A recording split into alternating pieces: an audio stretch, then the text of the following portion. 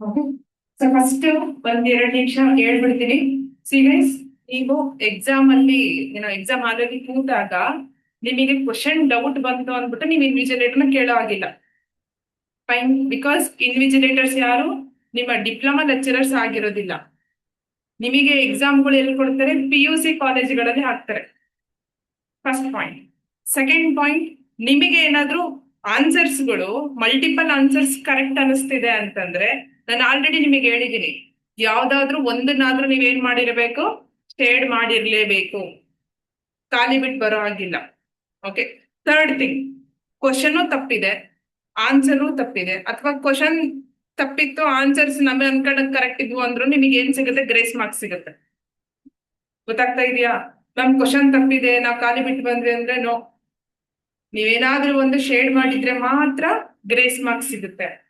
And this year ಅವರು fifth option introduce ಮಾಡೋ option ಇದಿದೆ. ಪ್ರತಿ ಸತಿನೂ ABCD ಮಾತ್ರ ಇರ್ತಾ ಇತ್ತು. ಇನ್ನೊಂದು ಆಪ್ಷನ್ ಅವರು ಇಂಟ್ರಡ್ಯೂಸ್ ಮಾಡಿದ್ರು ಅಂತಂದ್ರೆ ಉತ್ತರ ಗೊತ್ತಿಲ್ಲ, means I don't know the answer ಅನ್ನೋದು ಒಂದು ಕೂಡ ಒಂದು ಆಪ್ಷನ್ ಕೂಡ ಚಾನ್ಸಸ್ ಇದೆ to eliminate this grace system. ಈ ಸುಮ್ನೆ ಗ್ರೇಸ್ ಕೊಟ್ರು ಅಂದ್ರೆ ಒಂದೊಂದ್ಸತಿ 5-6 ಮಾರ್ಕ್ಸ್ ಕೂಡ ಗ್ರೇಸ್ ಕೊಡೋ ಟೈಮ್ ಬರುತ್ತೆ. Last year 4 to 5 question grace marks ಸಿಕ್ತು. ಸೊ ರ್ಯಾಂಕಿಂಗ್ ಬರ್ಬೇಕು ಅಂದ್ರೆ 1 ಮಾರ್ಕ್ ಕೂಡ ಇಂಪಾರ್ಟೆಂಟ್ ಅಲ್ವಾ? ಅದನ್ನ ಎಲಿಮಿನೇಟ್ ಮಾಡೋದಕ್ಕೆ ಈ ಆಪ್ಷನ್ ಕೊಡೋ ಚಾನ್ಸಸ್ ಇದೆ ಅಷ್ಟೇನೆ, ರೈಟ್? ಅಂಡ್ ದೆನ್ ನೆಕ್ಸ್ಟ್, ನೀವು ಬಬಲ್ ಮಾಡ್ತಾ ಇದ್ದೀರಾ, ನೋಡಿ ನಿಮ್ ಶೀಟ್ ನೀವೇ ನೋಡೋಣ. ಮಿಸ್ಟೇಕ್ ಏನ್ ಮಾಡಿದ್ರಿ ಅಂತ ನಿಮಗೆ ಗೊತ್ತಾಗಿದೆ ಅನ್ಕೋತೀನಿ.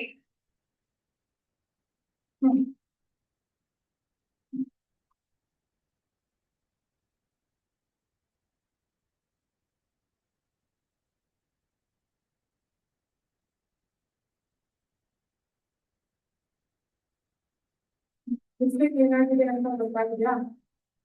ಒಬ್ಬೊಬ್ರು ಏನ್ ಮಾಡ್ಬಿಟ್ರಿ, ಮಿಡಲ್ ಅಲ್ಲಿ ನಂಬರ್ ಚೆಕ್ ಮಾಡ್ಕೊಂಡೇ ಇಲ್ಲ, ಸುಮ್ನೆ ಹಿಂಗ್ ಕ್ಲಿಕ್ ಮಾಡೋದು, ಹಿಂಗ್ ಶೇಡ್ ಮಾಡೋದು, ಹಿಂಗ್ ಕ್ಲಿಕ್ ಮಾಡೋದು, ಶೇಡ್ ಮಾಡೋದು. ಲಾಸ್ಟ್ ಅಲ್ಲಿ ನಿಮಗೆ ಏನಾಯ್ತು? ವೇರಿ ಆಯ್ತಾ ಇಲ್ವಾ? ಇಲ್ಲಿ ನೀವೇನೋ ಯಾವ್ದೋ ನಂಬರ್ಗೆ ಶೇಡ್ ಮಾಡ್ತಾ ಇದ್ದೀರಾ, ಅಲ್ಲಿಂದ ಏನಕ್ಕೋ ಎನ್ಸರ್ಕಲ್ ಮಾಡ್ತಾ ಇದ್ದೀರಾ. ಇಲ್ಲಿ ಸೆಕ್ಷನ್ ಅಂತ ಕೊಟ್ಟಿರೋದಕ್ಕೆ ನಿಮಗೆ 1 to 15 ಆದ್ಮೇಲೆ ಮತ್ತೆ 1 ಇಂದ ಬಂದಿದೆ. ಬಟ್ ನೆಕ್ಸ್ಟ್ ಟೆಸ್ಟ್ ಅಲ್ಲಿ ಏನ್ ಮಾಡ್ತೀವಿ, ಎಲ್ಲಾ ಕ್ವಶನ್ಸ್ ಮಿಕ್ಸ್ ಮಾಡ್ತೀವಿ.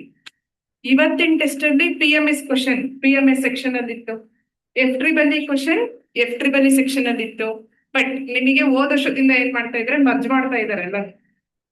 ಕೊಟ್ರೆ ಒಂದ್ 3-4 ಕ್ವಶನ್ ಕಂಟಿನ್ಯೂಸ್ ಒಂದ್ ಸಬ್ಜೆಕ್ಟ್ ಇಂದ ಕೊಟ್ಟು ನೆಕ್ಸ್ಟ್ ಮತ್ತೆ ಬೇರೆ ಸಬ್ಜೆಕ್ಟ್ ಸ್ವಿಚ್ ಆಗ್ತಿದ್ದಾರೆ. ಅವಾಗ ನಾವೇನ್ ಮಾಡ್ತೀವಿ, 1 to 100 ಕಂಟಿನ್ಯೂಸ್ ಸೀರಿಯಲ್ ನಂಬರ್ಗಳು ಕೊಟ್ಬಿಡ್ತೀವಿ. ಅರ್ಥ ಆಯ್ತಾ? ಓಕೆ. ದೆನ್ ನೆಕ್ಸ್ಟ್ ಇನ್ನೊಂದೇನಪ್ಪಾ ಅಂದ್ರೆ, ನಿಮ್ಮ ರಫ್ ಶೀಟ್ಗಳು ತೋರಿಸಿ, ರಫ್ ಶೀಟ್ಸ್ ತೋರಿಸಿ.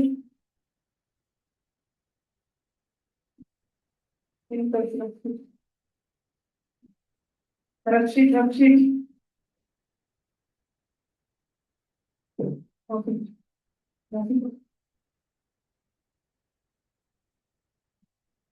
ಓಕೆ. ರಫ್ ಶೀಟ್ ಏನಕ್ಕೆ ರಫ್ ಶೀಟ್ ನಿಮಗೆ ಕೇಳ್ತಾ ಇದ್ದೀನಿ ಅಂತಂದ್ರೆ, ನೀವು ನೋಟ್ಸ್ ಬರ್ದಂಗ್ ರಫ್ ಶೀಟ್ ಬರೆಯಾಗಿಲ್ಲ. ಅರ್ಥ ಮಾಡ್ಕೊಳ್ಳಿ. ನೋಟ್ಸ್ ಅಲ್ಲಿ ನೀಟಾಗಿ ಬರ್ಕೊಂಡು ಅದಾದ್ಮೇಲೆ ಸ್ಟೆಪ್ ಆದ್ಮೇಲೆ ಏನ್ ಬರುತ್ತೆ ಅದೆಲ್ಲ ಬರೆದ್ರೆ ರಫ್ ಶೀಟ್ ನಿಮಗೆ ಸಾಕಾಗಲ್ಲ. ಬಿಕಾಸ್ ಒಂದ್ ಸೈಡ್ ಶೀಟ್ ಅಲ್ಲಿ ಎಷ್ಟು ಕ್ವಶನ್ಸ್ ಬಂದಿರುತ್ತೆ? 4 ಕ್ವಶನ್ಸ್ ಬಂದಿರುತ್ತೆ. ಆ 4 ಕ್ವಶನ್ ಇಂದ ಕೂಡ ಆನ್ಸರ್ ನೀವ್ ಎಲ್ಲಿ ಮಾಡ್ಬೇಕು? ಕೆಳಗಡೆನೆ ತಾನೆ rough space for rough work ಅಂತ ಇರುತ್ತಲ್ವಾ, ಪಕ್ಕದಲ್ಲೂ ಮಾಡ್ಬೋದು, ಬೇಡ ಅಂತಲ್ಲ. ಬಟ್ ಏನು ಪೇಜ್ ಟರ್ನ್ ಮಾಡಿ ನೋಡೋದ್ಕಿಂತ ಅಲ್ಲಿನ ಕ್ವಶನ್ ಕೆಳಗಡೆ ನೀವು ಸಾಲ್ವ್ ಮಾಡಿದ್ರೆ ಈಸಿನಾ? ಒಂದೊಂದ್ ಟೈಮ್ ಏನ್ ಮಾಡ್ಬಿಡ್ತೀರಾ, ಕ್ವಶನ್ ನೋಡಿರ್ತೀರಾ, ಪೇಜಿಂಗ್ ಟರ್ನ್ ಮಾಡೋ ಜೊತೆಗೆ 1 ಇರೋ ಪ್ಲೇಸ್ ಅಲ್ಲಿ ಬೇರೆ ನಂಬರ್ ಬರ್ಕೋತೀರಾ, ಇಲ್ಲ ಪಾಸಿಟಿವ್ ಇರೋ ನಂಬರ್ ಅಲ್ಲಿ ನೆಗೆಟಿವ್ ನಂಬರ್ ಬರ್ಕೊಂಡ್ಬಿಟ್ಟಿರ್ತೀರಾ. ಅವಾಗ ಆನ್ಸರ್ ನಿಮಗೆ ಬೇಕಾಗಿದ್ ಬರುತ್ತಾ? ಇಲ್ಲ. ಸೊ ಅದಕ್ಕೆ ನೀವ್ ಏನ್ ಮಾಡ್ಬೇಕು, ರಫ್ ವರ್ಕ್ ಮಾಡ್ಬೇಕಾದ್ರೆ ನಿಮ್ಮ ಹ್ಯಾಂಡ್ ರೈಟಿಂಗ್ ಸೈಜ್ ನ ಕಡಿಮೆ ಮಾಡ್ಕೊಳ್ಳಿ. ದೊಡ್ಡದ ಬರೆಯಕ್ ಹೋಗ್ಬೇಡಿ. ಈಗ ಇಫ್ ಇಟ್ ಈಸ್ ಲೆಂತಿ ಇತ್ತಪ್ಪ ಪೇಪರ್, ಥಿಂಕ್ ದಟ್ FEEE ನಲ್ಲಿನೂ ಒಂದು 4-5 ನ್ಯೂಮರಿಕಲ್ ಬಂದ್ಬಿಡ್ತು, ಸ್ಟಾಟಿಸ್ಟಿಕ್ಸ್ ಅಲ್ಲಿನೂ ಒಂದು 8 ನ್ಯೂಮರಿಕಲ್ಸ್ ಬಂದ್ಬಿಡ್ತು. ಇನ್ ಮ್ಯಾಥ್ಸ್ ಅಲ್ಲಿ ಅಂತ ಕೇಳ್ಬೇಕಾ, ಬರೋದೆಲ್ಲ ನ್ಯೂಮರಿಕಲ್. PMS ಅಲ್ಲೂ ಏನೋ 1-2 ಕೊಟ್ಬಿಟ್ಟ. ಇವಾಗ ಏನ್ ಮಾಡ್ತೀರಾ, ಎಕ್ಸ್ಟ್ರಾ ಪೇಜ್ ಕೊಡೋದಿಲ್ಲ. ನಿಮಗೆ ಬುಕ್ಲೆಟ್ ಕೊಟ್ಟಿರ್ತಾರೋ ಆ ಬುಕ್ಲೆಟ್ ಕೆಳಗಡೆ ಸ್ಪೇಸ್ ಫಾರ್ ರಫ್ ವರ್ಕ್ ಅಂತ ಇರುತ್ತಲ್ವಾ, ದಟ್ ಈಸ್ ಫೈನಲ್. ಎಕ್ಸ್ಟ್ರಾ ಕೊಡೋದಿಲ್ಲ. ದೆನ್ ನೆಕ್ಸ್ಟ್ ಇನ್ನೊಂದು ಇನ್ಸ್ಟ್ರಕ್ಷನ್, ನೀವು ಹೆಸರು ಬರೀರಿ ಅಂತಂದ್ರೆ ಅಗೇನ್ ಕೆಲವೊಬ್ರು ಸ್ಮಾಲ್ ಲೆಟರ್ ಅಲ್ಲಿ ಕೆಲವೊಬ್ರು ಬರೆದ್ಬಿಟ್ಟಿದ್ದೀರಾ, it's not allowed. And then signature ನೀವು ಅಪ್ಲಿಕೇಶನ್ ಅಲ್ಲಿ ಯಾವ ತರ ಹಾಕಿರ್ತೀರೋ ಅದೇ ತರ ಹಾಕ್ಬೇಕು. ಆಮೇಲೆ ಆಕ್ಚುಲಿ ನಾನು ಇವಾಗ ಮಿಡಲ್ ಅಲ್ಲಿ ಬರ್ಬೇಕಿತ್ತು ಸೈನ್ ಹಾಕಕ್ಕೆ ಅಂತ, ಸೈನ್ ಹಾಕಿ ನಿಮಗೆಲ್ಲ ಮುಂಚೆ ಮಾಡಿಸ್ತಿದ್ದೆ ಗೊತ್ತಾ, ಕಂಪ್ಲೀಟ್ ತಗೋಬೇಕಿತ್ತು ನಿಮ್ದು. ನಾವು ಮಿಡಲ್ ಅಲ್ಲಿ ಬರ್ಬೇಕಿತ್ತು, ಇಷ್ಟು ಬರ್ಲಿಲ್ಲ. ಬಟ್ ಏನಕ್ ಬರ್ತಾರೆ ಗೊತ್ತಾ, ನಿಮ್ ಮೈಂಡ್ ಡೈವರ್ಟ್ ಆಗ್ಬಿಡ್ಬೇಕು ಅಂತಾನೆ. ಈಗ ಬಂದ್ಬಿಟ್ಟು ಈಗ ಒಬ್ಬರ ಹತ್ರ ನಿಂತಿರ್ತೀವಿ, ಏನೋ ಕಾನ್ಸಂಟ್ರೇಟ್ ಆಗಿ ಬರೀತಾ ಇರ್ತಾರೆ, ಸೀದಾ ಸೈನ್ ಹಾಕಿ ಅಂತ ಕೆಲವೊಬ್ರು ಗಾಬರಿ ಆಗ್ಬಿಟ್ಟು ಯಾವ್ದಕ್ಕೋ ಶೇಡಿಂಗ್ ಹೋಗಿ ಇನ್ಯಾವುದಕ್ಕೋ ಮಾಡಿರ್ತೀರ. ಅದು ಪ್ರಾಕ್ಟೀಸ್ ಇರ್ಬೇಕು, ಬಿಕಾಸ್ ಮೈಂಡ್ ಎಲ್ಲದಕ್ಕೂ ಕುತ್ಕೋಬೇಕಲ್ಲ. ಈಗ ಅದೆಲ್ಲ ಏನಾಗ್ತಿರುತ್ತೆ, ಈಗ ನೀವೇನೋ ಮ್ಯಾಥ್ಸ್ ಫಾರ್ಮುಲಾ ನೆನಪು ಮಾಡ್ಕೋಬೇಕು ಅಂತ ಏನೋ ಬರೀತಾ ಇರ್ತೀರಾ, ಸಡನ್ ಆಗಿ ಬಂದ್ಬಿಟ್ಟು ಸೀದಾ ಇದು ಸೈನ್ ಹಾಕಿ ಟಂಪ್ ಪ್ರಿಂಟ್ ಕೊಡಿ ಅಂತ ಕೇಳ್ತಾರೆ. ಅಷ್ಟೊತ್ತಿಗೆ ಆ ಫಾರ್ಮುಲಾ ಪ್ಲಸ್ ಇರೋದು ಮೈನಸ್ ಆಗಿರುತ್ತೆ, ಇಲ್ಲ ಮೈನಸ್ ಇರೋದು ಪ್ಲಸ್ ಆಗಿರುತ್ತೆ. ಆಮೇಲೆ ಈಗ ಮಿಡಲ್ ಅಲ್ಲಿ ಕೆಲವೊಬ್ರು ಬೇಕು ಅಂತಾನೆ ಏನ್ ಮಾಡ್ಬಿಡ್ತಾರೆ, ನ್ಯೂಸೆನ್ಸ್ ಇನ್ ದ ಸೆನ್ಸ್ ಏನು, ಇನ್ವಿಜಿಲೇಟರ್ ಹತ್ರ ಮಾತಾಡೋದು, ಅಥವಾ ಏನೋ ಒಂದ್ ಪೆನ್ ಬೀಳ್ಸೋದು, ಇನ್ನೊಂದೇನೋ ಬೀಳ್ಸೋದು. ಅವಾಗ ಏನಾಗ್ಬಿಡುತ್ತೆ, ಮೈಂಡ್ ಡೈವರ್ಟ್ ಆಗುತ್ತಾ ಇಲ್ವಾ? ಆ ಡೈವರ್ಟ್ ಆಗ್ಬಾರ್ದು ಅನ್ನೋದನ್ನ ನೀವು ತಿಳ್ಕೊಳ್ಳಿ. This is competition guys. Competition ಅಂದ್ರೆ ಹೆಂಗ್ ಹೇಳಿ, ಒಬ್ರು ಕಾಲ್ ಎಳ್ದು ಮುಂದಕ್ಕೆ ಹೋಗೋದು ಅದು ಒಂದು ಕಾಂಪಿಟೇಷನ್, ಇಲ್ಲ ತುಂಬಾ ಸಖತ್ತಾಗಿ ಓದ್ಬಿಟ್ಟು ಮುಂದಕ್ಕೆ ಹೋಗೋದು ಅದನ್ನು competition. At the end of the day what matters, ಏನ್ ಮ್ಯಾಟರ್ ಆಗೋದು? ಮಾರ್ಕ್ಸ್, ರ್ಯಾಂಕಿಂಗ್ ಅಷ್ಟೇ. ನೀನು ಇನ್ನೊಬ್ರಿಗೆ ಹೆಲ್ಪ್ ಮಾಡಿದ್ಯಾ, ಆ ಎಕ್ಸಾಮ್ ಹಾಲಲ್ಲಿ ನೀವು ಚೆನ್ನಾಗಿ ಓದಿದ್ರೆ ನೀವು ಬರ್ದೇ ಬರೀತೀರ, ಅಲ್ಲಿ ಹೆಲ್ಪ್ ಮಾಡಕ್ಕಾಗತ್ತಾ? ಇಲ್ಲ. ಸೊ ಅದಕ್ಕೋಸ್ಕರ ಏನೇ ಡೈವರ್ಷನ್ಸ್ ಇದ್ರು ಎಕ್ಸಾಮ್ ಹಾಲಲ್ಲಿ ಫೋಕಸ್ ಎಲ್ಲ ಯಾವ್ದ್ರ ಮೇಲೆ ಇರ್ಬೇಕು, ಪೇಪರ್ ಮೇಲೆ ಇರ್ಬೇಕು. ಓಕೆ, ಡೈವರ್ಟ್ ಮಾಡ್ಬೇಕು ಅಂತಾನೆ ಕೆಲವೊಬ್ರು ಇಂಡಿವಿಜುಲೇಟರ್ಗಳು ಒಂದಿಬ್ರು ಮೂವರ್ ಸೇರ್ಕೊಂಡು ಹೊರಗಡೆ ಜೋರ್ ಮಾತಾಡ್ಕೊಂತ ನಿಂತಿರ್ತಾರೆ. ಅವನು ನೋಡಿದೀವಿ. ಸುಮ್ನೆ ಚಿಟ್ ಚಾಟ್, ಟೀ ಕುಡಿದ್ರ, ತಿಂಡಿ ತಿಂದ್ರ, ಈ ತರ. ಅದು ನಿಮಗೇನಾಗ್ತಾ ಇರುತ್ತೆ ಮೈಂಡಿಗೆ, ಟೀ ಕುಡಿದ್ರ ಅಂತಂದ್ರೆ ಯಾರೋ ಚಾಯ್ ಲವರ್ಸ್ ಯಾವ ಟೀ ಕುಡಿತೀನಿ ಅಂತ ಯೋಚನೆ ಮಾಡ್ತೀರಾ? ಅವಾಗೆಲ್ಲ ಏನಾಗ್ಬಿಡುತ್ತೆ, ಮೈಂಡ್ ಫುಲ್ ಸ್ಟ್ರೆಸ್ ಆಗ್ಬಿಡುತ್ತೆ ಕೆಲವೊಂದ್ ಟೈಮ್. ಸೊ ಅದನ್ನೆಲ್ಲ ತೆಗೆದ್ಬಿಟ್ಟು ಒಂದೇ ಕಡೆ ಫೋಕಸ್ ಮಾಡಿ. ಹಾರ್ಡ್ಲಿ ಎಷ್ಟು ಅವರ್ಸ್ ಕೂತ್ಕೋತೀರಾ ಅಲ್ಲಿ? 3 hours. 3 hours extra half an hour ಮುಂಚೆನೆ ಕರ್ಸ್ಕೋತಾರೆ. ಹಾಫ್ ಅನ್ ಅವರ್ ಕೂರಿಸ್ಬಿಟ್ಟು ನಿಮ್ಮ ಹತ್ರ ಫಾರ್ಮಾಲಿಟೀಸ್ ಹಿಂಗೆ ಡಿಸ್ಕಷನ್ ಮಾಡಿ, ಆಮೇಲೆ 3 hour ಎಕ್ಸಾಮ್ ಆದ್ಮೇಲೆ OMR ಶೀಟ್ ಇಸ್ಕೊಳ್ಳೋದು. ಸೊ 3.5 hours ಅಂತ ಲೆಕ್ಕ ಇಟ್ಕೊಳ್ಳಿ. ಅರ್ಥ ಆಯ್ತಾ? ಇಷ್ಟನ್ನು ಇವತ್ತಿಂದ, ಇವಾಗ ಏನ್ ಟೆಸ್ಟ್ ಬರೋದ್ರಿ ಅಲ್ವಾ, 2 hours ಕೂತಿದ್ದೀರಾ. ಇವತ್ತೇ ನಾನು 3 hours ಕೂರತ್ರ ಮಾಡ್ಬೋದಿತ್ತು. ಬಟ್ 2 hours ಇಂದ ಸ್ಟಾರ್ಟ್ ಮಾಡಿದ್ರೆ 3 hourಗೆ ನೀವು ಒಂದ್ ಕಡೆ ಫೋಕಸ್ಡ್ ಆಗಿರ್ತೀರಾ ಅಂತ ಇವತ್ತು 2 hour ಕೊಟ್ಟಿದ್ದೀನಿ. ಅದಕ್ಕೆ ಮ್ಯಾಥ್ಸ್ ಕ್ವಶನ್ ಜಾಸ್ತಿ ಕೊಟ್ಟಿಲ್ಲ. ಮ್ಯಾಥ್ಸ್ ಕೊಟ್ವಿ ಅಂತಂದ್ರೆ ಡೆಫಿನೆಟ್ಲಿ 3 hour ಬೇಕೇ ಬೇಕು. ಅರ್ಥ ಆಗ್ತಿದ್ಯಾ? ಓಕೆ, ಬ್ಯಾಕ್ ಟು ಈಗ ಡಿಸ್ಕಷನ್ ಮಾಡ್ತಾ ಹೋಗೋಣ ಒನ್ ಬೈ ಒನ್. ನೋಡ್ತಾ ಹೋಗಿ. First question, what are the need for project planning ಅಂತ ಇದೆ. So options, option A to eliminate or reduce uncertainty. Option B, to improve efficiency of the operation. Option C, to obtain a better understanding of the objectives. Option D, all of the above. ಯಾವುದು? All of the above. ಏನಕ್ಕೆ ಆ 3 option ಹೌದು? Option A ಏನಕ್ಕೆ correct ಇದೆ? Option D is correct, but all of the above ಅಂತಂದ್ರೆ 3 statements ಕೂಡ correct ಇರಬೇಕು. ಏನಕ್ಕೆ ಫಸ್ಟ್ ಸ್ಟೇಟ್ಮೆಂಟ್ ಕರೆಕ್ಟ್? ಬಿಕಾಸ್ ನೀವು ಯಾವುದೇ ಪ್ರಾಜೆಕ್ಟ್ ನ ನೀವು ರಿಸ್ಕ್ಸ್ ಇಲ್ದಲೆ ಅಂತ ನೀವು ಮಾಡಕ್ ಆಗದೇ ಇಲ್ಲ, ರಿಸ್ಕ್ ಇದ್ದೇ ಇರುತ್ತೆ. ಅದನ್ನ ನೀವ್ ಏನ್ ಮಾಡ್ಬೋದು? ರೆಡ್ಯೂಸ್ ಮಾಡ್ಬೋದು, ಪರ್ಮನೆಂಟ್ ಆಗಿ ಎಲಿಮಿನೇಟ್ ಮಾಡಕ್ಕಾಗತ್ತಾ? Then next, improve efficiency improve ಮಾಡೋದಕ್ಕೋಸ್ಕರ ಪ್ಲಾನಿಂಗ್ ಮಾಡ್ತಿರಲ್ವಾ? Then third, better understanding of the objectives ಇರ್ಬೇಕಲ್ವಾ? ಸೊ ಈ 3 ಇತ್ತು ಅಂತಂದ್ರೆ ಏನು, need for project planning fulfil ಆಗುತ್ತೆ. ಅದಕ್ಕೋಸ್ಕರ ಆಲ್ ಆಫ್ ದ ಅಬೌವ್. ಯಾರ್ಯಾರು ಇದಕ್ಕೆ ಆಲ್ ಆಫ್ ದ ಅಬೌವ್ ಹಾಕಿದ್ರಿ? Raise your hands. All of the above. Okay. Then next, planning process begins with option A, setting objectives. Option B, identify alternatives. Actually, option C, developing planning promise. Option B, selecting alternatives. ಈಗ ನೀವೆಲ್ಲ project ಮಾಡಿದಿರಲ್ಲಪ್ಪ, ಅಲ್ಲಿ first ಗೆ ನೀವೆಲ್ಲ ಹಾಕ್ಬೇಕಲ್ಲ, objectives ಏನು, goals ಏನು ಎಲ್ಲ ಹಾಕ್ತಿರ ತಾನೆ. So first ಏನ್ ಮಾಡ್ಬಿಡ್ಬೇಕು, ಆಬ್ಜೆಕ್ಟಿವ್ಸ್ ನ ಸೆಟ್ ಮಾಡ್ಕೊಂಡಿರ್ಬೇಕು. ಸೊ ಅದಕ್ಕೆ ಯಾವುದು option A. Raise your hands. ಯಾರ್ಯಾರೆಲ್ಲ ಸೆಟ್ಟಿಂಗ್ ಆಬ್ಜೆಕ್ಟಿವ್ಸ್ ಹಾಕಿದ್ದೀರಾ? Okay. The next, what is an important aspect of the implementation face?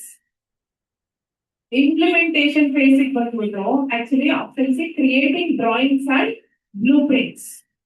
What do you mean by blueprints? Blueprint ಅಂದ್ರೆ ಏನು? ಹೋಗಿ ಈಗ ನಿಮ್ಗೆ ಕಾಲೇಜ್ಗಳಲ್ಲಿ ಈಗ ಎಕ್ಸಾಮ್ ಮುಂಚೆ ಅಥವಾ ಎಕ್ಸಾಮ್ ಮುಂಚೆ ಬ್ಲೂ ಪ್ರಿಂಟ್ ಅಂತ ಅವ್ರಿಗೆ ಕೊಡ್ತಾರೆ. ಏನದು ಬ್ಲೂ ಪ್ರಿಂಟ್ ಅಂದ್ರೆ? ಹಾ,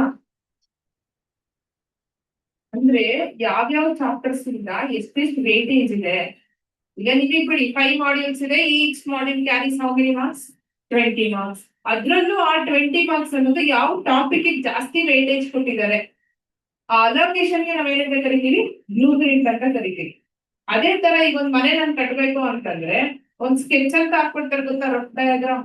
ಅದನ್ನ ಸಿವಿಲ್ ಇಂಜಿನಿಯರ್ಸ್ ಅಂತ ಕರಿತಾರೆ, ಅದನ್ನ ಬ್ಲೂ ಪ್ರಿಂಟ್ ಅಂತ ಕರೀತಾರೆ. ಅರ್ಥ ಆಗ್ತಿದ್ಯಾ? ಸೊ ಇಂಪ್ಲಿಮೆಂಟೇಷನ್ ಫೇಸ್ ಅಲ್ಲಿ ಏನಿರ್ಬೇಕು ನಮಗೆ? ಡ್ರಾಯಿಂಗ್ಸ್ ಅಂಡ್ ಬ್ಲೂ ಪ್ರಿಂಟ್ಸ್ ಇರಬೇಕು.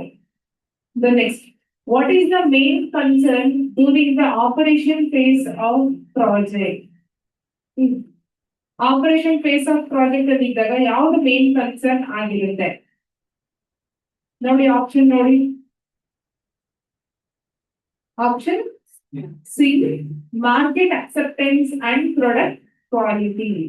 ಈಗ ನೋಡಿ, ಆಪರೇಷನ್ ಫೇಸ್ ಅಲ್ಲಿ ಇದ್ದಾಗ ಡೆಫಿನೆಟ್ಲಿ ಮಾರ್ಕೆಟ್ ಅಲ್ಲಿ ನಮ್ ಪ್ರಾಡಕ್ಟ್ ನ ಅಕ್ಸೆಪ್ಟ್ ಮಾಡ್ಕೋತಾರೆ ಇಲ್ಲ ಅನ್ನೋದು ನಮ್ಗೆ ಇರ್ಲೇಬೇಕಲ್ವಾ? ಬರೀ ಇರ್ಲೇಬೇಕು.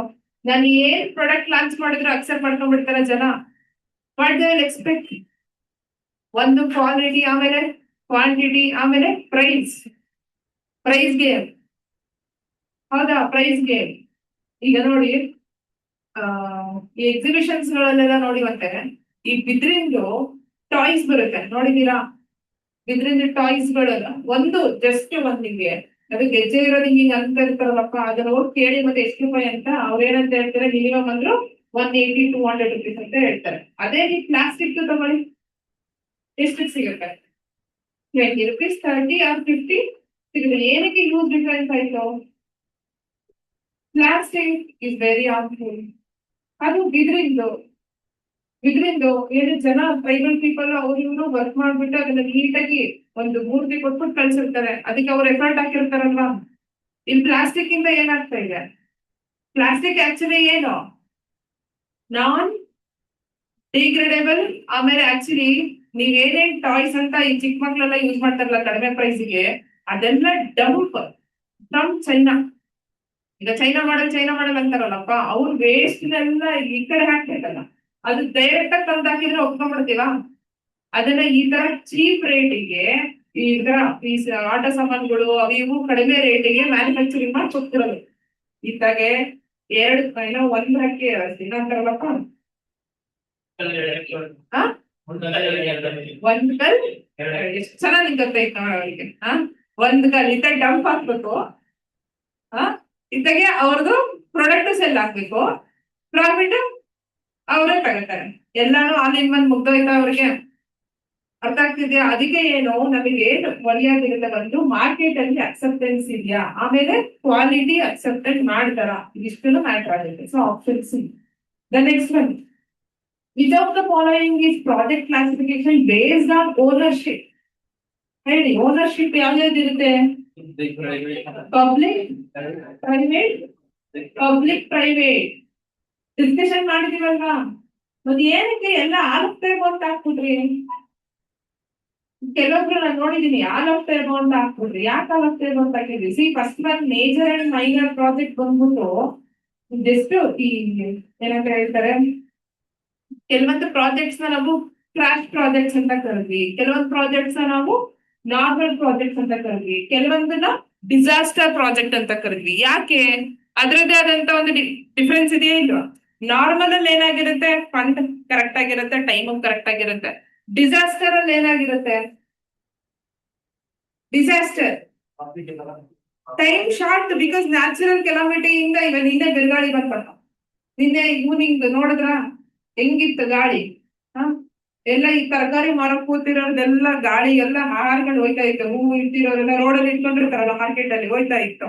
ಸೊ ಸಡನ್ ಆಗಿ ನಂಗೆ ದುಡ್ಡು ಕೊಟ್ರೆ ಮಾತ್ರ ನಾನು ಇಲ್ಲಿಗೆ ನಿಂತ್ಕೊಳಕ್ ಜಾಗ ಕೊಡ್ತೀನಿ ಅನ್ನಕ್ಕಾಗತ್ತ ಅಂಗಡಿಯವರು? ಇಲ್ಲ.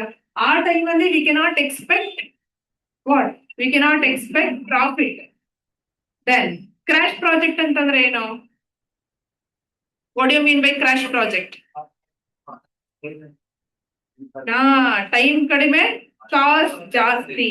ಈಗ ಸಡನ್ ಆಗಿ ನಾವು ಬೆಂಗಳೂರಿಗೆ ಹೋಗ್ಬೇಕು ಅಂದ ತಕ್ಷಣ ಅವಾಗ ಏನಾಗುತ್ತೆ, ನಾನು ಏನ್ ಮಾಡ್ತೀನಿ, ಎಲೆಕ್ಟ್ರಿಕ್ ಬಸ್ ಹತ್ಕೋತೀನಿ. ಎಲೆಕ್ಟ್ರಿಕ್ ಬಸ್ ಅಂದ್ರೆ ಎಷ್ಟಾಯ್ತು? 400 ಕಾಸ್ಟ್ ಇದೆಯಾ? ಜಾಸ್ತಿ ಇದೆಯಾ? ಓಕೆ, ಈಗ 600 ಇಟ್ಕೊಂಡ್ಬಿಡೋಣ. ಹಾ, ಹುಡುಗಿರಿಗೆಲ್ಲ ಫ್ರೀ ಇಲ್ವಲ್ಲ, ದುಡ್ಡು ಕೊಟ್ಟೆ ಹೋಗ್ಬೇಕು ತಾನೆ ಅದಕ್ಕೆ ಎಲೆಕ್ಟ್ರಿಕ್ ಬಸ್ಸಿಗೆ. ಪವರ್ ಪ್ಲಸ್ ದುಡ್ಡು ಕೊಟ್ಬಿಟ್ಟು ಹೋಗ್ಬೇಕಲ್ವಾ? ಇವಾಗ ಏನಾಯ್ತು, ನಂಗೆ ಟೈಮ್ ಕಡಿಮೆ ಇದೆ ಬಟ್ ನನ್ ಕಾಸ್ಟ್ ಜಾಸ್ತಿ ಕೊಡಕ್ ರೆಡಿ ಇದ್ದೀನಿ. ಅದನ್ನ ನಾವೇನಂತ ಕರಿತೀವಿ? ಕ್ರಾಶ್ ಪ್ರಾಜೆಕ್ಟ್ ಅಂತ ಕರಿತೀವಿ. ಓಕೆ, ಸೊ ಇದರಲ್ಲಿ ಈ large scale, medium scale, small scale ಅಂತಂದ್ರೆ, ಲಾರ್ಜ್ ಸ್ಕೇಲ್ ಅಂತಂದ್ರೆ ಏನು?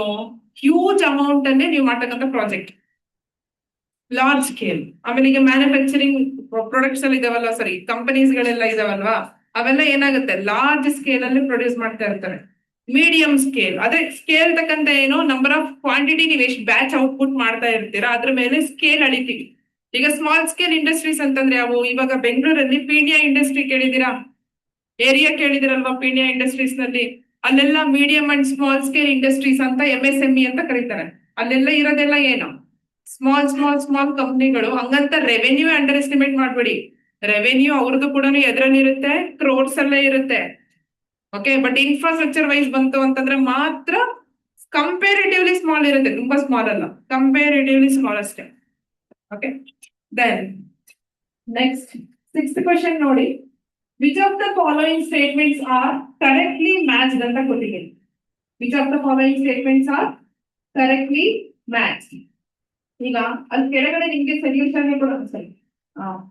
ಪ್ರಾಜೆಕ್ಟ್ ಪ್ಲಾನಿಂಗ್ ಅಂತ ಬಂತು ಅಂತಂದ್ರೆ ಏನಾಗಿರುತ್ತೆ, ಅದು ಒಂಥರ ರೋಡ್ ಮ್ಯಾಪ್ ತರ. ಪ್ರಾಜೆಕ್ಟ್ ಪ್ಲಾನಿಂಗ್ ಅಂತಂದ್ರೆ ಏನು? ರೋಡ್ ಮ್ಯಾಪ್ ತರ. ದೆನ್ ಪ್ರಾಜೆಕ್ಟ್ ಎಕ್ಸಿಕ್ಯೂಷನ್ ಅನ್ನೋದೇನು? It's a task. Project execution ಏನು? ಟಾಸ್ಕ್. ದೆನ್ ಪ್ರಾಜೆಕ್ಟ್ ಕ್ಲೋಸರ್ ಏನು? ಕ್ಲೋಸ್ ಅಂತ ನಾವ್ ಯಾವಾಗ ಹೇಳ್ತೀವಿ? ಪ್ರಾಜೆಕ್ಟ್ ನ ಫಿನಿಶ್ ಮಾಡಿದಾಗ. ಕ್ಲೋಸ್ ಅಂತ ಯಾವಾಗ ಹೇಳ್ತೀವಿ? ಫಿನಿಶ್ ಮಾಡಿದಾಗ. ದೆನ್ ಪ್ರಾಜೆಕ್ಟ್ ಇನಿಷಿಯೇಷನ್ ಹೆಂಗಿರ್ಬೇಕು? ಸ್ಟಾರ್ಟಿಂಗ್ ಅಲ್ಲಿ ಬ್ರೀಫ್ ಆಗಿರ್ಬೇಕು. ನೀವ್ ಏನೋ ಒಂದು ಇನಿಷಿಯೇಟ್ ಮಾಡ್ತಾ ಇದೀರ ಅಂದ್ರೆ ಏನಂತ ಹೇಳ್ತೀರಾ?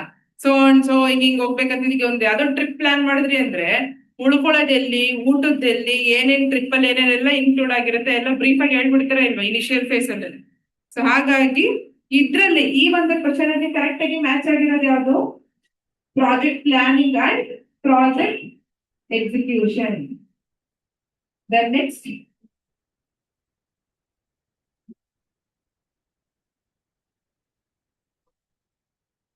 question, CPM full form. CPM full form, critical path method. ಇದನ್ನ ನಾವು ಡಿಫರೆನ್ಸ್ ಡಿಸ್ಕಷನ್ ಮಾಡಿದ್ವಿ. CPM ಮತ್ತೆ PERT. ಯಾವುದು ಡಿಟರ್ಮಿನಿಸ್ಟಿಕ್ ಮಾಡೆಲ್, ಯಾವುದು ಪ್ರೊಬಾಬಿಲಿಸ್ಟಿಕ್ ಮಾಡೆಲ್ ಅಲ್ವಾ? ಮತ್ತೆ ಏನಕ್ಕೆ CPM ತಪ್ಪು ಮಾಡ್ಬಿಟ್ರಿ? ತುಂಬಾ ಸಲ ಬಂತು CPM. PMS ಯಾವ ಚಾಪ್ಟರ್ ನಲ್ಲಿ? 4th ಚಾಪ್ಟರ್ ನಲ್ಲೂ ಬಂತು, 5th ಚಾಪ್ಟರ್ ನಲ್ಲೂ ಬಂತು CPM. Then next, dash is the time estimate if there are no hurdles in an activity. ಏನು ಹರ್ಡಲ್ಸ್ ಇಲ್ಲ, ಅದನ್ನ ನಾವೇನಂತ ಕರಿತೀವಿ? ಆಪ್ಟಿಮಿಸ್ಟಿಕ್. ಪೆಸಿಮಿಸ್ಟಿಕ್ ಅಂದ್ರೆ ಏನು? ಅಲ್ಲಿ ಏನಾಗಿರುತ್ತೆ, ಏನಾದ್ರು ಡಿಲೇ ಇಲ್ಲದೆ ಇರುತ್ತೆ.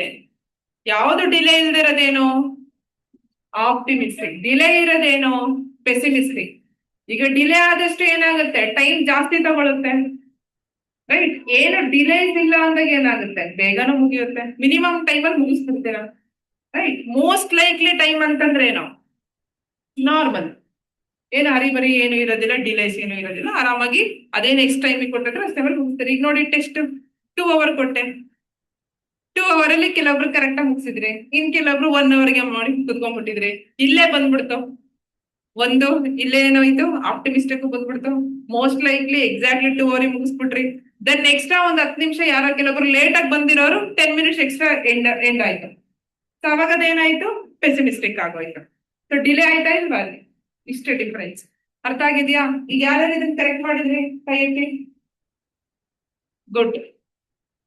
ಕನ್ಫ್ಯೂಸ್ ಆಗ್ಬಿಟ್ರ ನೀವು pessimistic ಆಪ್ಟಿಮಿಸ್ಟಿಕ್ಗೂ?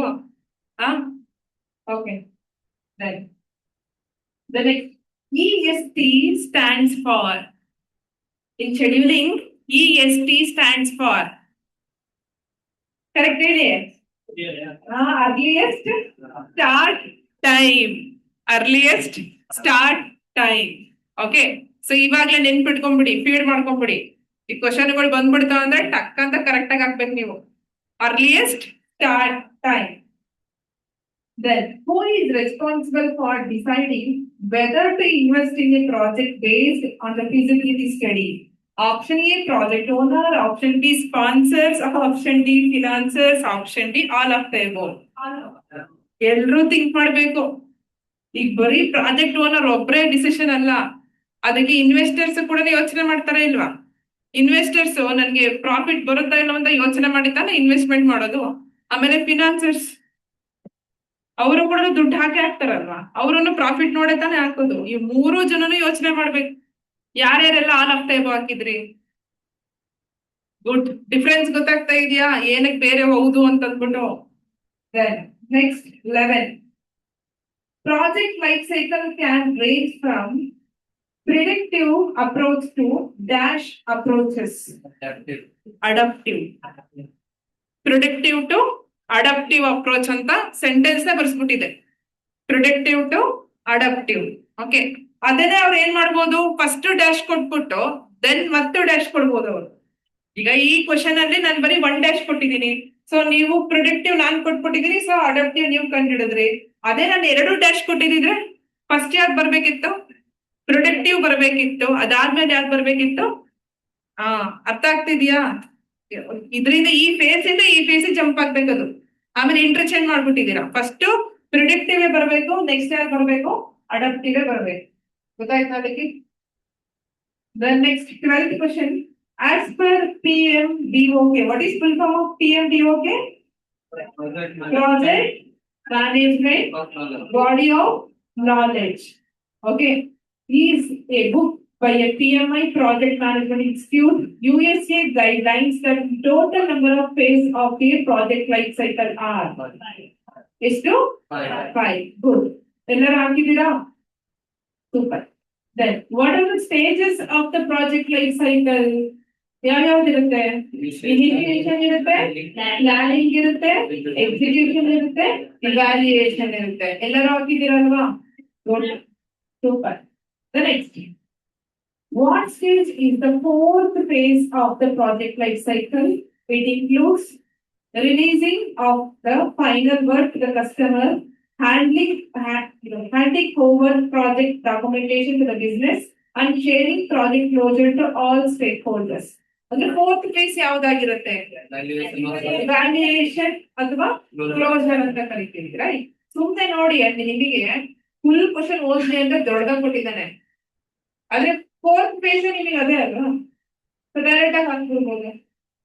The next, the successful project management is all about what? All of the above. ಏನೇನಿದೆ? ಸ್ಟ್ರಕ್ಚರ್ ಇದೆ, ಕಂಟ್ರೋಲ್ ಇದೆ, ಕಂಟಿನ್ಯೂಸ್ಲಿ ಡ್ರೈವಿಂಗ್ ಆಕ್ಷನ್ ಇದೆ, ರೈಟ್? ಸೊ ಈ ಮೂರು ಕೂಡ ಇನ್ಕ್ಲೂಡ್ ಆಗಿರುತ್ತೆ ಒಂದು ಸಕ್ಸಸ್ಫುಲ್ ಪ್ರಾಜೆಕ್ಟ್ ಮ್ಯಾನೇಜ್ಮೆಂಟ್ ಅಂತಂದ್ರೆ. The next 16.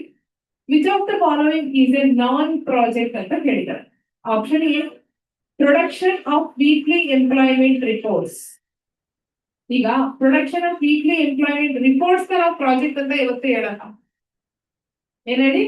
ರಿಪೋರ್ಟ್ಸ್ ನಾವು ಪ್ರಾಜೆಕ್ಟ್ ಅಂತ ಹೇಳ್ತೀವಾ?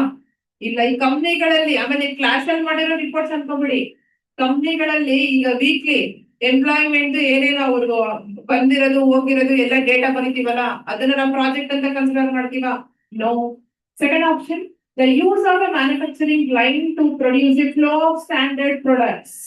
ಈ ಸೆಂಟೆನ್ಸ್ ನ ಓದಿ ಇದು ಬಂದ್ಬಿಟ್ಟು ಆಪರೇಷನ್ ಬರುತ್ತೆ. ಈಗ ನೋಡಿ, ಮ್ಯಾನುಫ್ಯಾಕ್ಚರಿಂಗ್ ಲೈನ್ ಅಂತ ಇದೆ ಅಲ್ವಾ? ಈಗ ನಿಮ್ಗೆ ಯಾವಾಗ್ಲೂ ನಾನು ಒಂದು ಎಕ್ಸಾಂಪಲ್ ತಗೋತೀನಿ, ಚೇರ್ ಮ್ಯಾನುಫ್ಯಾಕ್ಚರಿಂಗ್ ಅಂತ ಅಂದ್ಕೊಂಡು. ಈ ಸಲ ನಾನು ಚೇರ್ ಮ್ಯಾನುಫ್ಯಾಕ್ಚರಿಂಗ್ ಮಾಡಿದ ಟೆಕ್ನಾಲಜಿನೇ ನಾನು ನೆಕ್ಸ್ಟ್ ಟೈಮು ಅದೇ ತಾನೇ ಟೆಕ್ನಾಲಜಿ ಯೂಸ್ ಮಾಡೋದು, ಅದೇ ಮಷಿನ್, ಅದೇ ಏನು ರಾ ಮೆಟೀರಿಯಲ್, ಲೇಬರರ್ಸ್ ಇದ್ದೇ ಇರ್ತಾರೆ, ಅವರೇ ಅಂತ ಹೇಳಲ್ಲ. ಚೇಂಜಸ್ ಲೇಬರರ್ಸ್ ಮಾತ್ರ ಯಾವತ್ತು ಪರ್ಮನೆಂಟ್ ಅಂತ ಹೇಳಕ್ಕಾಗಲ್ಲ. ಬಟ್ ಆ ಒಂದು ಮಷಿನ್ಸ್ ರಾ ಮೆಟೀರಿಯಲ್ ಎಲ್ಲ ಸೇಮ್, ಅದನ್ನ ನಾವು ಆಪರೇಷನ್ ಅಂತಾನೆ ನಾವು ಹಾಕ್ಬೇಕಾಗಿರೋದು. So operation is not a project, ಅದಕ್ಕೆ ಸೆಕೆಂಡ್ ಸ್ಟೇಟ್ಮೆಂಟ್ ಅಲ್ಲ. Then third, the delivery of mail, ನಾನ್ ಮೇಲ್ ಕಳ್ಸೋದನ್ನೆಲ್ಲ ನಾವು ಪ್ರಾಜೆಕ್ಟ್ ಅಂತ ಹೇಳಕ್ಕಾಗತ್ತಾ? ನೋ. ಸೊ ಹಾಗಾಗಿ all of the above. Okay, then next, a unique symbol that is part of the brand is referred to as logo. ಈಗ ನೀವೆಲ್ಲ branded shirt, branded shoes, branded watch ಎಲ್ಲ ಹೋಗ್ತೀರಾ. ಈಗ ಬ್ರಾಂಡೆಡ್ ವಾಚ್ ಅಂತ ಬಂತು ಅಂತಂದ್ರೆ ಒಬ್ಬೊಬ್ರಿಗೆ ಒಂದೊಂದ್ ತರ ಇದೆಯಪ್ಪ. ಒಬ್ಬೊಬ್ರಿಗೆ ಯಾವ್ದು ಹೇಳಿ ನೀವೇ, ಈಗ ನಾವಂದ್ರೆ ಫಾಸ್ಟ್ ಟ್ರ್ಯಾಕ್ ಯೂಶುವಲಿ ಯೂಸ್ ಮಾಡ್ತೀವಿ, ಆಮೇಲೆ ಫ್ರೆಂಚ್ ಕಲೆಕ್ಷನ್ ಅಂತ ಯಾವ್ದೋ ಒಂದು ಯೂಸ್ ಮಾಡ್ತೀವಿ, ಆಮೇಲೆ ನೀವು ಹುಡುಗರು ಟೈಟಾನ್, ಸೊನಾಟಾ, ಆಮೇಲೆ ಯಾವ್ದು ಕ್ಯಾಶಿಯೋ, ಸಖತ್ ಕಾಸ್ಟ್. ಅದೇ ಯಾವ್ದು? ಓಕೆ, ಒಳ್ಳೆ ಬ್ರ್ಯಾಂಡ್ಸ್ ಗೊತ್ತಿದೆ ಕಣೋ ನಿಂಗೆ, ನನಗೆ ಅದು ಪ್ರೊನೌನ್ಸಿಯೇಷನ್ ಮಾಡಕ್ ಬರ್ತಾ ಇಲ್ಲ. ಸೂಪರ್. ದೆನ್ ಈಗ ಅದೇ ಗಾಗಲ್ಸ್ ಅಂತ ಬಂತು ಅಂದ್ರೆ ರೆಬಾನ್ ಒಂದಿದೆ, ಮತ್ತೆ ಓಕೆ ನಿನ್ನೆ ಕರಿಬೇಕು ಕಣ, ಒಳ್ಳೊಳ್ಳೆ ಹೆಸರು ನೆನ್ಪಿಡ್ಕೊಂಡ್ಯ. ಆಮೇಲೆ ಮತ್ತೆ ಜೀನ್ಸ್ ಅಂತ ಬಂತು ಅಂದ್ರೆ ಕೂಪರ್ ಕೇಳಿದಿರಾ? ಜೀನ್ಸ್ ಅಲ್ಲಿ ಕೂಪರ್ ಒಂದಿದೆ. ಆಮೇಲೆ ಮತ್ತೆ ಶೂಸ್ ಅಂತ ಬಂತು ಅಂದ್ರೆ ಪೂಮಾ ಯೂಸ್ ಮಾಡ್ತೀರಾ, ವುಡ್ಲ್ಯಾಂಡ್ಸ್ ಯೂಸ್ ಮಾಡ್ತೀರಾ, ಇನ್ನು ಯಾವ್ದಾವ್ದೋ ಬ್ರ್ಯಾಂಡ್ಸ್ ಇವೆ. ಇವೆಲ್ಲ ಹೆಂಗೆ ಬ್ರ್ಯಾಂಡ್ ಅಂತ ನೀವು ಡಿಸೈಡ್ ಮಾಡ್ತೀರಾ? Because logo. ಆಮೇಲೆ ಡೂಪ್ಲಿಕೇಟ್ ಅಲ್ಲೂ ಸಿಗ್ತವೆ ಮಾರ್ಕೆಟ್ ಅಲ್ಲಿ. ಸುಮ್ನೆ ಪಾಪ ಯಾವ್ದೋ ಶರ್ಟಿಗೆ ಪೂಮಾ ಅಂತ ಹಾಕೊಂಡ್ಬಿಡೋದು, ಅಡಿಡಾಸ್ ಅಂತ ಹಾಕೊಂಡ್ಬಿಡೋದು, ಅದು ಬೇರೆ ಇದೆ. ಒರಿಜಿನಲ್ ಬ್ರ್ಯಾಂಡ್ ಪ್ರೈಸ್ ಯಾವತ್ತೂ 500 400 ಸಿಗೋದಿಲ್ಲ. ಅವೆಲ್ಲ 3000 4000, right? Then next question, branding of product names. Branding ಯಾಕೆ ಮಾಡ್ಬೇಕು? ನೀವ್ ಹೇಳಿ, ಜನರಲ್ ಆಗಿ ಬ್ರ್ಯಾಂಡಿಂಗ್ ಯಾಕೆ ಮಾಡ್ಬೇಕು ಒಂದು ಪ್ರಾಡಕ್ಟ್ಗೆ? ಈಗ ಮೊಬೈಲ್ಗಳೆಲ್ಲ ಯಾಕೆ ಸ್ಯಾಮ್ಸಂಗ್, ಓಪೋ, ನೋಕಿಯಾ, ಐಫೋನ್ ಈ ತರ ಬ್ರ್ಯಾಂಡಿಂಗ್ ಇದೆ? ಯಾಕೆ ಎಲ್ಲರೂ ಬರೀ ಫೋನ್ ಅಂತ ಇಟ್ಕೊಂಡಿರ್ತಾರ? ಎಕ್ಸಾಕ್ಟ್ಲಿ, ಮಾರ್ಕೆಟ್ ಅಲ್ಲಿ ಡಿಫ್ರೆನ್ಶಿಯೇಟ್ ಮಾಡ್ಬೇಕು. ಈಗ ನಾನು ಹೋಗ್ಬಿಟ್ಟು ಫೋನ್ ಕೊಡಿ ಅಂದ್ರೆ ಅವ್ನ 10 ಫೋನ್ ಇಡ್ತಾನೆ. ಬಟ್ ಆದ್ರೆ ಅದ್ರಲ್ಲೇ ನಾನು ಸ್ಯಾಮ್ಸಂಗ್ ಈ ಮಾಡೆಲ್ ಕೊಡಿ, ಅಥವಾ ಓಪ್ಪೋ ಈ ಮಾಡೆಲ್ ಕೊಡಿ, ಐಫೋನ್ ಈ ಮಾಡೆಲ್ ಕೊಡಿ ಅಂದಾಗ ಏನಾಗುತ್ತೆ, ಸ್ಪೆಸಿಫಿಕ್ ಆ ಮಾಡೆಲ್ ಎಲ್ಲ ತೆಗೆದುಕೊಡ್ತಾನ. ಆಮೇಲೆ ಇನ್ನೊಂದೇನು, ಬ್ರ್ಯಾಂಡ್ ಮಾಡೋದ್ರಿಂದ ನಿಮ್ಮ ಕ್ವಾಲಿಟಿ ಚೆನ್ನಾಗಿತ್ತು ಅಂತಂದ್ರೆ ಮಾರ್ಕೆಟ್ ಅಲ್ಲಿ ನಿಮ್ಮ ಒಂದು ಏನು ಪ್ರಾಡಕ್ಟ್ ಸೇಲ್ಸ್ ಜಾಸ್ತಿ ಆಗುತ್ತೆ. ಏನಾಗುತ್ತೆ ಹೇಳಿ? ಪ್ರಾಡಕ್ಟ್ ಸೇಲ್ಸ್ ಜಾಸ್ತಿ ಆಗುತ್ತೆ. ಈಗ ನೀವ್ ಯಾವ್ದೋ ಒಂದು ಲೆಟಸ್ ಈಗ ಸೀರಿಯಲ್ಸ್ ಎಲ್ಲ ನೋಡ್ತಿರಲ್ಲಪ್ಪ, ಸೀರಿಯಲ್ಸ್ ಆಗ್ಲಿ, ನೀವು ಹುಡುಗರು ನೋಡಲ್ಲ, IPL ನೋಡ್ತಾ ಇದ್ರಿ ಇವಾಗ, ಇನ್ನೇನು ಯಾವ್ದಪ್ಪ ರಿಯಾಲಿಟಿ ಶೋಸ್ ಎಲ್ಲ ಬರುತ್ತಲ್ವಾ, TRP ಗೋಸ್ಕರ ಏನ್ ಮಾಡ್ತಾರೆ ಹೇಳಿ? ಸುಮ್ನೆ ಜನರಿಗೆ ಏನು, ಈಗ ಎಮೋಷನಲ್ ಸೀನ್ಸ್ ಏನಾಗ್ಬೇಕು, ಈ ತಾಯಿ ಮಗನ್ ಸೆಂಟಿಮೆಂಟು, ತಾಯಿ ಮಗಳ ಸೆಂಟಿಮೆಂಟು, ತಂದೆ ಮಗಳ ಸೆಂಟಿಮೆಂಟು, ಈ ತರದವನ್ ಏನ್ ಮಾಡ್ತಾರೆ, ಪಿಚ್ ಮಾಡ್ತಾರೆ. ಅವಾಗ ಏನಾಗುತ್ತೆ, TRP ಎಲ್ಲ ನೋಡ್ತಾ ಕುತ್ಕೊಂಡ್ಬಿಡ್ತೀವಲ್ವಾ, ಆತರ ಸೀನ್ಸ್ ಬಂದಾಗ ಏನ್ ಮಾಡ್ತಾರೆ, ಮನೆಯಲ್ಲಿ ಟಿವಿನೇ ಚೇಂಜ್ ಮಾಡೋದು, ಮೀನ್ಸ್ ಚಾನಲ್ ಚೇಂಜ್ ಮಾಡಕ್ ಬಿಡೋದಿಲ್ಲ, ಅದೇ ಇಟ್ಕೊಂಡ್ ಕೂತಿರ್ಬೇಕು ಅಂತ ನೋಡ್ತಾರೆ. ಅವಾಗ ಏನಾಗುತ್ತೆ, ನಾನು ಜಿ ಕನ್ನಡನೇ ನೋಡ್ತೀನಿ ಅಂತ ಮನೆಯಲ್ಲಿ ಯಾಕಂತಾರೆ? ಯಾಕೆ ನಾನು ಬರೀ ಟಿವಿ ನೋಡ್ತೀನಿ ಅನ್ನಲ್ಲ, ಅದು ಸ್ಪೆಸಿಫಿಕ್ ಆಗಿ ಹೇಳ್ಬಿಡ್ತಾರೆ, ನಾನ್ ಜಿ ಕನ್ನಡದಲ್ಲಿ ಬರ್ತಕ್ಕಂಥವ್ ಮಾತ್ರ ನಾನು ಸೀರಿಯಲ್ಸ್ ನೋಡ್ತೀನಿ ಅಂತಾರೆ. Because Zee Kannada is also a brand. Zee ಅನ್ನೋದು ಬ್ರ್ಯಾಂಡ್, ಅದ್ರೊಳಗಡೆ ಈ ಲ್ಯಾಂಗ್ವೇಜಸ್ ವೈಸ್ ಜಿ ಕನ್ನಡ, ಜಿ ತೆಲುಗು, ಜಿ ಉರ್ದು, ಜಿ ಮರಾಠಿ, ಈ ತರ ಏನಾಯ್ತು ಬ್ರ್ಯಾಂಡಿಂಗ್ ಮಾಡ್ಬಿಟ್ಟಿದ್ದಾರೆ. ಯಾಕೆ? ನಿಮ್ಮ ಯೂನಿಕ್ನೆಸ್, ನಿಮ್ಮ ಪ್ರಾಡಕ್ಟ್ ನ ಯೂನಿಕ್ನೆಸ್ ಜನರಿಗೆ ರೀಚ್ ಆಗ್ಬೇಕು ಅಂತಂದ್ರೆ ಅದಕ್ಕೆ ಆದಂತ ಒಂದು ಹೆಸರು ಇರಬೇಕು, ಅದಕ್ಕೆ ಆದಂತ ಒಂದು ಹೆಸರು ಇರಬೇಕು. ಅರ್ಥ ಆಯ್ತಾ? ಸೊ ಇಲ್ಲಿ ಕೊಟ್ಟಿರೋ ಆಪ್ಷನ್ಸ್ ಬಗ್ಗೆ option B differentiates it from other products in the market. Okay. Then next 19, risk orienting due to interest rate fluctuations or poor investment proposals or mistakes in account or audit are termed as financial risks. ಅರ್ಥ ಆಗ್ತಾ ಇದೆಯಾ ಏನಂತ ಕರಿತೀವಿ? Financial risks. The next, risk originating due to non-availability or shortage of manpower. Shortage of manpower and our groupisms, co-workers, casteism, partiality, conflicts among labor unions are all termed as ಏನು human risk ಇವೆಲ್ಲ. ಈಗ ಜನರೇ ಕೆಲಸ ಮಾಡಕ್ ಬರ್ತಾ ಇಲ್ಲ, ಅಥವಾ ಜನರ ಮಧ್ಯೆ ಗ್ರೂಪ್ಗಳು ಇರ್ತಾವಲ್ಲಪ್ಪ, ಅದೆಲ್ಲ ಗ್ರೂಪಿಸಮ್ ಮಾಡ್ತಿರ್ತಾರೆ. ಇನ್ ಕೆಲವೊಂದ್ ಕಡೆ ಕ್ಯಾಸ್ಟಿಸಮ್ ಮೇಲ್ಗಡೆ, ಈಗ ಕೆಲವೊಂದ್ ಕಡೆ ನೋಡಿದೀವಿ XYZ ಕ್ಯಾಸ್ಟ್ ಕಂಪ್ಲೀಟ್ ಎಲ್ಲ ವರ್ಕರ್ಸ್ ಅವರೇ ಇದ್ರು, ಯಾರೋ ಒಬ್ರು ಮಾತ್ರ ಔಟ್ಸೈಡ್ ಆಫ್ ದಟ್ ಕ್ಯಾಸ್ಟ್ ಬಂದ್ಬಿಟ್ರು ಅಂದ್ರೆ ಅವ್ರನ್ನ ಒಂದ್ ವಾರ ಇರಕ್ಕೂ ಬಿಡೋದಿಲ್ಲ. ಧಮ್ಕಿ ಹಾಕಿ ಆದ್ರೂ ಅವ್ರನ್ನ ಗೇಟ್ ಪಾಸ್ ಕೊಡ್ಸಿರ್ತಾರೆ, ನೆಮ್ಮದಿಯಾಗಿ ಇರಕ್ ಬಿಡೋದಿಲ್ಲ. ಸೊ ಇದೆಲ್ಲ ಏನಾಗ್ಬಿಡುತ್ತೆ, ಹ್ಯೂಮನ್ ರಿಸ್ಕ್ಸ್ ಆಗುತ್ತೆ. The next 21. Dash risk analysis, conduct and depth review of the risks and or uncertainties that affects cost estimation. ಯಾವ್ದಿದ್ರಲ್ಲಿ ಪ್ರಾಜೆಕ್ಟ್ ಕಾಸ್ಟ್ ರಿಸ್ಕ್, ಏನೇಳಿ project cost risk. Then dash is a condition wherein a construction or manufacturing project does not complete well within its prescribed time schedule. ಅವಾಗ ಏನಾಗುತ್ತೆ, time over run, ಅಂದ್ರೆ ನಾವ್ ಅನ್ಕೊಂಡಿರೋ time ಗಿಂತಲೂ ಜಾಸ್ತಿ consume ಮಾಡ್ತಾ ಇದೆ time. ಅವಾಗ ಏನಂತ ಕರಿತೀವಿ, ಅದನ್ನ ಟೈಮ್ ಓವರ್ ರನ್ ಅಂತ ಹೇಳ್ತೀವಿ. ಅದೇ ನಾವ್ ಅನ್ಕೊಂಡಿರೋಕ್ಕಿಂತ ಬಜೆಟ್ ಜಾಸ್ತಿ ಆಗೋದ್ರೆ ಕಾಸ್ಟ್ ಓವರ್ ರನ್. ಅನ್ಕೊಂಡಿರೋಕ್ಕಿಂತ ಬಜೆಟ್ ಜಾಸ್ತಿ ಆದ್ರೆ ಕಾಸ್ಟ್ ಓವರ್ ರನ್, ಅನ್ಕೊಂಡಿರೋಕ್ಕಿಂತ ಟೈಮ್ ಜಾಸ್ತಿ ಆದ್ರೆ ಟೈಮ್ ಓವರ್ ರನ್. ಡಿಫ್ರೆನ್ಸ್ ಗೊತ್ತಾಯ್ತಾ? Then 23rd, major problems for poor control of projects includes. ಯಾವುದು ನೋಡಿ, ಮೇಜರ್ ಪ್ರಾಬ್ಲಮ್ಸ್ ಆಗತ್ತೆ ಬಲ್ವಾ. ಈಗ ಜನರ ಮತ್ತೆ ಜಗಳ ಇದೆ ಅಂತಂದ್ರೂ ಪ್ರಾಜೆಕ್ಟ್ ಹೋಗಲ್ಲ. ಆಮೇಲೆ ಇನ್ನೇನು ಕಮ್ಯುನಿಕೇಶನ್ ಪ್ರಾಬ್ಲಮ್, ಮಿಸ್ಅಂಡರ್ಸ್ಟ್ಯಾಂಡಿಂಗ್ ಆಗ್ತಾ ಇದೆ ಅಂದ್ರೂ ಪ್ರಾಜೆಕ್ಟ್ ಮುಂದಕ್ಕೆ ಹೋಗಲ್ಲ.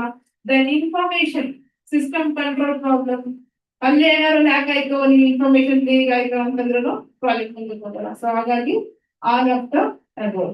The next 24. ತುಂಬಾ ಸಲ ಹೇಳಿದ್ದೀನಿ ಇದನ್ನ, ಮತ್ತಿದ್ರು ತಪ್ಪು ಮಾಡ್ಬಿಟ್ರೆ. Gantt chart is also called as what? Bar chart. Bar chart ಅಂತಂದ್ರೆ ಏನು? What is bar chart? Pictorial representation of a data in a rectangular bars. ಅರ್ಥ ಆಗ್ತಿದ್ಯಾ? Gantt chart ಅಂತಂದ್ರೆ ಏನು? Bar chart. ಇಂತಲೇ ಬರೋದು ಕ್ವಶನ್ಸ್ ಈಸಿ ಇರುತ್ತೆ ಇಲ್ಲಿ. ಆ ಮೂಮೆಂಟ್ ನಿಮ್ ಬ್ರೈನ್ ವರ್ಕ್ ಆಗಬೇಕು, presence of mind. The next 25th, dash is an expert in measuring, confirming, investigating and reporting status of a project. ಯಾರು ಇದನ್ನೆಲ್ಲ ಮಾಡೋದು? Project auditor. ಆಲ್ರೆಡಿ ಹೇಳಿದ್ದೀನಲ್ವಾ, ಆಡಿಟರ್ ತಾನೆ ಈ ಮೆಜರಿಂಗ್, ಕನ್ಫರ್ಮಿಂಗ್, ಇನ್ವೆಸ್ಟಿಗೇಟಿಂಗ್ ಎಲ್ಲ ಮಾಡೋದು ಯಾರು? ರಿಪೋರ್ಟಿಂಗ್ ಎಲ್ಲ ಕಂಪ್ಲೀಟ್ ಮಾಡೋದು auditor. The next 26, the purpose of conducting a project review is. ಏನಕ್ಕೆ ಪ್ರಾಜೆಕ್ಟ್ ರಿವ್ಯೂ ಕಂಡಕ್ಟ್ ಮಾಡ್ತಾರೆ ನೋಡಿ, ಆಪ್ಷನ್ಸ್ ನೋಡ್ಬೇಕು ಹೇಳಿ. Option D, to assess project performance. ಬರೀ ಪ್ರಾಜೆಕ್ಟ್ ಮುಗಿಸ್ಬೇಕು ಅಂತ ರಿವ್ಯೂ ತಗೋತಾರ? ನೋ. ದೆನ್ ಈಗ ಏನಾದ್ರು ಪ್ರಾಬ್ಲಮ್ ನ ಕ್ರಿಯೇಟ್ ಮಾಡ್ಬೇಕು ಅಂತ ರಿವ್ಯೂ ತಗೋತಾರ? No. Then to develop a project scope, ಅವಾಗ ಡೆವಲಪ್ ಮಾಡ್ಬೇಕಾ? ಮುಂಚೆನೆ ಅದು ಡಿಫೈನ್ ಮಾಡಿರ್ತೀರ ತಾನೆ, ಗೋಲ್ಸ್, ಆಬ್ಜೆಕ್ಟಿವ್ಸ್, ಸ್ಕೋಪ್. ಫ್ಯೂಚರ್ ಅಲ್ಲಿ ಸ್ಕೋಪ್ ಏನಿದೆ ಅಂತ ಅಂದ್ಬಿಟ್ಟು ಇವಾಗ ನೀವೇ ತಗೊಳ್ಳಿ ಮ್ಯಾಮ್, ಏನೋ ನೆಕ್ಸ್ಟ್ ಯಾವ ಬ್ರಾಂಚ್ ಹೋದ್ರೆ ಸ್ಕೋಪ್ ಇರುತ್ತೆ ಅಂತ ಕೇಳ್ತೀರಾ. ಯಾಕೆ ಕೇಳ್ತೀರಾ? Because right now you have to make it choice. ನಾನು ಇದೇ ಬ್ರಾಂಚ್ ಅಲ್ಲಿ ಕಂಟಿನ್ಯೂ ಆಗ್ಬೇಕಾ ಅಥವಾ ಸ್ವಿಚ್ ಆಗ್ಬೇಕಾ? ಈಗ ಚಾಯ್ಸ್ ಮಾಡ್ಬೇಕು ಅಂದ್ರೆ ನಿಮಗೊಂದು ಐಡಿಯಾ ಬೇಕಲ್ವಾ? ನೀವೆಲ್ಲ ಮುಗಿದಾದ್ಮೇಲೆ ಕೇಳ್ತೀರಾ ಮ್ಯಾಮ್ ಯಾವ ಬ್ರಾಂಚ್ ಅಲ್ಲಿ ಇದ್ರೆ ಚೆನ್ನಾಗಿ ಅಂತ. ನೀವೆಲ್ಲ ಇಂಜಿನಿಯರಿಂಗ್ ಮುಗಿಸಿದಾದ್ಮೇಲೆ ಕೇಳಕ್ ಆಗಲ್ಲ ಅಲ್ವಾ? ಅದಕ್ಕೆ ಹೋಗೋಕೆ ಮುಂಚೆ ನಿಮಗೆ ಏನೋ ಒಂದು ಗೌರ್ಮೆಂಟ್ ಅಲ್ಲಿ ಆಪ್ಷನ್ ಕೊಟ್ಟಿದೆ ಸ್ವಿಚ್ ಮಾಡ್ಬೋದು ಅಂತ. ಮುಂಚೆ ಎಲ್ಲ ಆಪ್ಷನ್ ಇರ್ಲಿಲ್ಲ. 2022 ಹಿಂದ್ಗಡೆ ಸಿವಿಲ್ ಓದಿದ್ರೆ ಸಿವಿಲೇ ಹೋಗ್ಬೇಕು, ಡಿಪ್ಲೊಮಾದಲ್ಲಿ ಸಿವಿಲ್ ಓದಿದ್ರೆ ಸಿವಿಲೇ ಹೋಗ್ಬೇಕು, ಮೆಕ್ಯಾನಿಕಲ್ ಓದಿದ್ರೆ ಮೆಕ್ಯಾನಿಕಲ್ ಹೋಗ್ಬೇಕು, ಆತರ ಇರ್ತಾ ಇತ್ತು. ಬಟ್ ಇವಾಗ ಸ್ವಿಚಿಂಗ್ ಆಪ್ಷನ್ ಕೊಟ್ಟಿರೋದ್ರಿಂದ ನೀವು ಯಾವ್ದೇ ಬ್ರಾಂಚ್ ಓದಿರ್ರಿ, ನೆಕ್ಸ್ಟ್ ಯಾವ್ದೇ ಬ್ರಾಂಚ್ ಆದ್ರೂ ನೀವು ಚೂಸ್ ಮಾಡಬಹುದು. The next 27, a project review does not contains. ಏನಿರೋದಿಲ್ಲ ರಿವ್ಯೂ ನಲ್ಲಿ? ಯಾವುದು? ಡೇಟಾ ಕಲೆಕ್ಷನ್ ಇರೋದಿಲ್ಲ. ರಿವ್ಯೂ ನಲ್ಲಿ ಏನಿರುತ್ತೆ? ಪರ್ಫಾರ್ಮೆನ್ಸ್ ಇವ್ಯಾಲ್ಯೂಯೇಷನ್ ಇರುತ್ತೆ. Then next evaluating the capital budget ಇರುತ್ತೆ. ದೆನ್ ಇನಿಷಿಯಲ್ ರಿವ್ಯೂ ಬಿಟ್ರೆ ಕಲೆಕ್ಷನ್ ಆಫ್ ಡೇಟಾ ಇರೋದಿಲ್ಲ ಇಲ್ಲಿ. Then 28, dash is a systematic examination of the books and records are business. Auditing. Correct. Then company's bank balance certificate is the property of company. Right? ಇಲ್ಲಿ ಕೆಲವೊಬ್ರು ಏನು ಮಾಡ್ರಿ bank ಅಂತ ಹಾಕ್ಬಿಟ್ಟಿದ್ದೀರಾ, ಇನ್ ಕೆಲವೊಬ್ರು accountant ಅಂತ ಹಾಕ್ಬಿಟ್ಟಿದ್ದೀರಾ. ಅದು ಕಂಪ್ಲೀಟ್ ರಿಲೇಟೆಡ್ ಅಂತಂದ್ರೆ ಕಂಪ್ನಿದೇ ಆಗಿರುತ್ತೆ, ಇಂಡಿವಿಜುವಲ್ ಎಂಟಿಟಿ ಬರಲ್ಲ. ಇವಾಗ ನೋಡಿ, ಕರೆಂಟ್ ಅಕೌಂಟ್, ಸೇವಿಂಗ್ಸ್ ಅಕೌಂಟ್ ಅಂತೆಲ್ಲ ಇರುತ್ತಲ್ವಾ. ಈಗ ನಾವೊಂದು ಬಿಸ್ನೆಸ್ ರನ್ ಮಾಡ್ತೀವಿ ಅಂತಂದ್ರೆ ಬಿಸ್ನೆಸ್ ಗೆ ಅವರು ಕರೆಂಟ್ ಅಕೌಂಟ್ ಅಂತ ಬಿಸ್ನೆಸ್ ನೇಮಿಂಗ್ ಅಲ್ಲೇ ಪ್ಯಾನ್ ಕಾರ್ಡ್ ಕೊಡ್ತಾರೆ, ಬಿಸ್ನೆಸ್ ನೇಮಿಂಗ್ ಅಲ್ಲೇ ನಮ್ಗೆ ಬ್ಯಾಂಕ್ ಅಕೌಂಟ್ ಓಪನ್ ಮಾಡ್ಕೊಡ್ತಾರೆ. ಓಕೆ, ಈ ಸೇವಿಂಗ್ಸ್ ಅಕೌಂಟ್ ಅಲ್ಲಿ ಏನಾಗುತ್ತೆ, ನಮ್ಮ ಪರ್ಸನಲ್ ಇಂಡಿವಿಜುವಲ್ ಅಕೌಂಟ್ಸ್ ಆಗಿರುತ್ತೆ. ನೆಕ್ಸ್ಟ್ 30 ಇಲ್ಲಿ ನೋಡಿ, ಎರಡು ಆಪ್ಷನ್ ಇಂಟೆನ್ಷನಲಿ ನಾನು ಏನ್ ಮಾಡಿದೆ, ಸೇಲ್ ಕೊಟ್ಟಿದ್ದೀನಿ. ಇಲ್ಲಿ ನೋಡಿ, ಫ್ರಾಡ್ ಇನ್ಕ್ಲೂಡ್ಸ್ ಅಂತ ಕೊಟ್ಬಿಟ್ಟು ಆಪ್ಷನ್ ಏನು ಫ್ರಾಡ್ ಆಫ್ ಮನಿ ಕೊಟ್ಟಿದ್ದೀನಿ, option B fraud of money ಕೊಟ್ಟಿದ್ದೀನಿ, option C fraud of assets ಅಂತ ಕೊಟ್ಟಿದ್ದೀನಿ.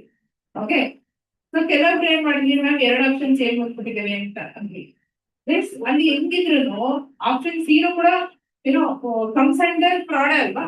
ಅಸೆಟ್ಸ್ ಅಂತಂದ್ರೆ ಏನು, ನೀವು ಯಾವ್ದೇ ಪ್ರಾಪರ್ಟಿ ಏನೇ ಫ್ರಾಡ್ ಮಾಡಿದ್ರು ಫ್ರಾಡ್, ಹೆಂಗಿದ್ರು ಮೇಲ್ಗಡೆ ಇರೋದ್ರಲ್ಲಿ ಎರಡು ಸೇಮ್ ಅಂದಾಗ ಅದು ಫ್ರಾಡ್ ಅಂದಾಗ ನೀವ್ ಯಾಕೆ ಚೂಸ್ ಮಾಡ್ಬೇಕು, option D all of the above. So ಅವಾಗ ಮ್ಯಾಟ್ರೇ ಆಗಲ್ವಲ್ಲ, ಎರಡೆರಡು ಆಪ್ಷನ್ ಸೇಮ್ ಬಂತಂದ್ರೆ ಮ್ಯಾಟ್ರ್ ಆಗಲ್ಲ. ಅದನ್ನ ನೀವು ಅನಲೈಸ್ ಮಾಡ್ಬೇಕು. ಗೊತ್ತಾಯ್ತಾ? ಬೇಕು ಅಂತ ಕೊಟ್ಟಿದ್ದೀನಿ, ಮಿಸ್ಟೇಕ್ ಅಲ್ಲ, ಬೇಕು ಅಂತ ಕೊಟ್ಟಿದ್ದೀನಿ. ಸೊ ಇವಾಗ ಹೇಳಿ, 30 ಕ್ವಶನ್ಸ್ ನೋಡಿದ್ರಿ ಅಲ್ವಾ. ಇವಾಗ ನೀವು ಹೇಳ್ತೀರಾ, ನಾನು ಯಾವಾಗ್ಲೂ ಹೇಳ್ತಾ ಇದ್ದೆ, PMS ಹೇಗೆ ಆ ಮೊಮೆಂಟಿಗೆ ನೀವ್ ಏನ್ ಅರ್ಥ ಮಾಡ್ಕೊಂತೀರೋ ಆ ಸೆಂಟೆನ್ಸ್ ನ ನೀವ್ ಹೆಂಗೆ ತಲೆಗ್ ತಗೋತೀರೋ ಹಂಗೆ ಮಾತ್ರ ಇದು ಪ್ಲೇ ಆಗುತ್ತೆ. ಗೊತ್ತಾಗ್ತಾ ಇದೆಯಾ? ಅದಕ್ಕೆ PMS ಕ್ಲಾಸ್ ಅಲ್ಲಿ ಎಕ್ಸಾಂಪಲ್ಸ್ ಏನ್ ಕೊಟ್ಟಿದ್ವಿ, ಆಮೇಲೆ PDF ಪೋಸ್ಟ್ ಮಾಡಿದೀನಲ್ವಾ, ಇನ್ನೂ ಒಂದೆರಡು ಪೋಸ್ಟ್ ಮಾಡ್ತೀನಿ, ಅಲ್ಲಿರೋ ಕ್ವಶನ್ಸ್ ಓದಿ ಸಾಕು. ದೆನ್ ನೆಕ್ಸ್ಟ್ ಕಮೆಂಟ್ಸ್ ಏಪ್ರಿಲ್ ಬರೋಣ. ಈಸಿಯಾಗಿ ಆರಾಮಾಗಿ ಎಲ್ಲ ಚೆನ್ನಾಗಿ ಮಾಡಿದೀರಾ. Good. First question, current carrier in the conductors is super electrons. The next, and ohm meter is a moving coil instrument. Moving coil instrument. Okay, ಇದು series connect ಆಗಿರುತ್ತಾ parallel connect ಆಗಿರುತ್ತಾ? Ohm meter series connect ಆಗಿರುತ್ತೆ. Ohm meter, volt meter ಯಾವ್ದು connect ಆಗಿರುತ್ತೆ, parallel connect ಆಗಿರುತ್ತೆ. Revise ಮಾಡ್ರು, ಇದೆಲ್ಲ ಈ ತರದ ಕ್ವೆಶ್ಚನ್ಸ್ ಬರೋದು. The next, which of the following should you avoid during doing person gets electrically shock and in contact with a source of electricity ಅಂತಿದೆಯಲ್ವಾ. Option B ನೋಡಿ, ಅಲ್ಲಿ ಶುಡ್ ಯು ಅವಾಯ್ಡ್, ಅವಾಯ್ಡ್ ಅಂತ ಇದೆ. ನೀವು ಅವಾಯ್ಡ್ ಅನ್ನೋ word ನ jump ಮಾಡ್ತಾ ಇದ್ರ, ಅವಾಯ್ಡ್ ಅನ್ನೋದನ್ನ ಇನ್ನೊಂದ್ಸತಿ ಓದಿ. ಏನ್ ಅವಾಯ್ಡ್ ಮಾಡ್ಬೇಕು ಅಂತ ಕೇಳ್ತಾ ಇದ್ದಾರಲ್ಲಿ. ಸೊ ಏನ್ ಅವಾಯ್ಡ್ ಮಾಡ್ಬೇಕು, ನಾವನ್ನ ಟಚ್ ಮಾಡಬಾರ್ದು, ಅದನ್ನ ಅವಾಯ್ಡ್ ಮಾಡ್ಬೇಕಲ್ವಾ ಫಸ್ಟ್. ಸೊ ಹಾಗಾಗಿ ಆಪ್ಷನ್ ಸಿ. ಗೊತ್ತಾಗ್ತಿದ್ಯಾ? The next, which of the following is correct method of using fire extinguisher? First method. Super. Yes. First P stands for what? Pull. A stands for what? Game. Then S stands for what? Squeeze. Squeeze ಆದ್ಮೇಲೆ V. ಅದಕ್ಕೆ next question ನೋಡಿ, ನಿಮಗೆ help ಆಗ್ಲಿ ಅಂತಾನೆ next question ಕೊಟ್ಬಿಟ್ಟಿದ್ದೀನಿ, order ಕಂಡಿಡಿದೆ ಅಂತ ಅನ್ಬೋದು. ಸೊ ಅದಕ್ಕೆ ನೆಕ್ಸ್ಟ್ ಕ್ವಶನ್ ನೋಡಿ, 5th ಕ್ವಶನ್ ಯಾವ್ದಾಗುತ್ತೆ ಆಪ್ಷನ್? Option A pull, a squeeze, sweep. Okay, ಇನ್ನು ಕ್ವಶನ್ ಅಲ್ಲಿ ಹೆಂಗ್ ಕೇಳ್ಬೋದು, in a pass method fire extinguisher, what is last S stands for ಅಂತ ಕೇಳಬಹುದು. What is last S stands for? Sweep. ಇನ್ನು ಒಂಥರ ಕೇಳಬಹುದು, what is S stands for which located second from right side? Second from right side. Squeeze. ಅದರನ್ನ ಕೇಳಬಹುದು. ಅಲ್ಲಿ ಕೂತಾಗ left ಯಾವುದು right ಯಾವುದು ಅಂತ ಕನ್ಫ್ಯೂಷನ್ ಮಾಡ್ಕೊಂಡ್ಬಿಟ್ಟಿರ. ನಾ ಪೇಪರ್ ಹಿಂಗಿದೆ ಅಂತಂದ್ರೆ ಯಾವಾಗ್ಲೂ ಪೇಪರ್ ನ ಈ ಸೈಡ್ ಏನಾಗಿರುತ್ತೆ, ಲೆಫ್ಟ್ ಸೈಡ್ ಅಂತ ಕನ್ಸಿಡರ್ ಮಾಡ್ತೀನಿ, ಪೇಪರ್ ನ ಈ ಸೈಡ್ ಏನಾಗಿರುತ್ತೆ, ರೈಟ್ ಸೈಡ್ ಅಂತ ಕನ್ಸಿಡರ್ ಮಾಡ್ತೀನಿ. The next 6th question, which of the following which is not a type of fire extinguisher ಅಂತ ಹೇಳಿದ್ವಿ, ಯಾವ್ದಲ್ಲ? Soda, acid. ಮಿಕ್ಕಿದ ಮೂರು ಕೂಡ ಇದಾವಲ್ವಾ, ನಿಮಗೆ ಒಂದು ಟೇಬಲ್ ಕೊಟ್ಟಿದ್ದೆ ಕ್ಲಾಸ್ ಅಲ್ಲಿ, ಆ ಟೇಬಲ್ ಬಯಾಟ್ ಹಾಕಿ ಅಂತ ಹೇಳಿದ್ದೆ. The next, which of the following is the advantage of passive instruments? Passive instruments ಬಂದ್ಬಿಟ್ಟು ಎಕ್ಸ್ಟರ್ನಲ್ ಪವರ್ ಸಪ್ಲೈ ಅವಕ್ಕೆ ಬೇಕಾಗಿಲ್ಲ, ಪ್ಯಾಸಿವ್. ಬಟ್ ಅದೇ ಆಕ್ಟಿವ್ ಇನ್ಸ್ಟ್ರೂಮೆಂಟ್ಸ್ ಅಂತಂದ್ರೆ ಎಕ್ಸ್ಟರ್ನಲ್ ಪವರ್ ಸಪ್ಲೈ ಅವಕ್ಕೆ ಬೇಕು. ಓಕೆ, ಪ್ಯಾಸಿವ್ ಇನ್ಸ್ಟ್ರೂಮೆಂಟ್ಸ್ ಗೆ ಬೇಡ, ಅದಕ್ಕೋಸ್ಕರ ಅದು ಅಡ್ವಾಂಟೇಜ್. ಎಕ್ಸ್ಟರ್ನಲ್ ಪವರ್ ಸಪ್ಲೈ ಬೇಡ, ಅದಕ್ಕೋಸ್ಕರ ಅದು ಅದ್ರದ್ದು ಅಡ್ವಾಂಟೇಜ್ ಆಗೋಯ್ತು. ಅರ್ಥ ಆಯ್ತಿದ್ಯಾ? Active passive. ಆಕ್ಟಿವ್ ಗೆ ಎಕ್ಸ್ಟರ್ನಲ್ ಪವರ್ ಸಪ್ಲೈ ಬೇಕು, ಪ್ಯಾಸಿವ್ ಗೆ ಎಕ್ಸ್ಟರ್ನಲ್ ಪವರ್ ಸಪ್ಲೈ ಬೇಡ.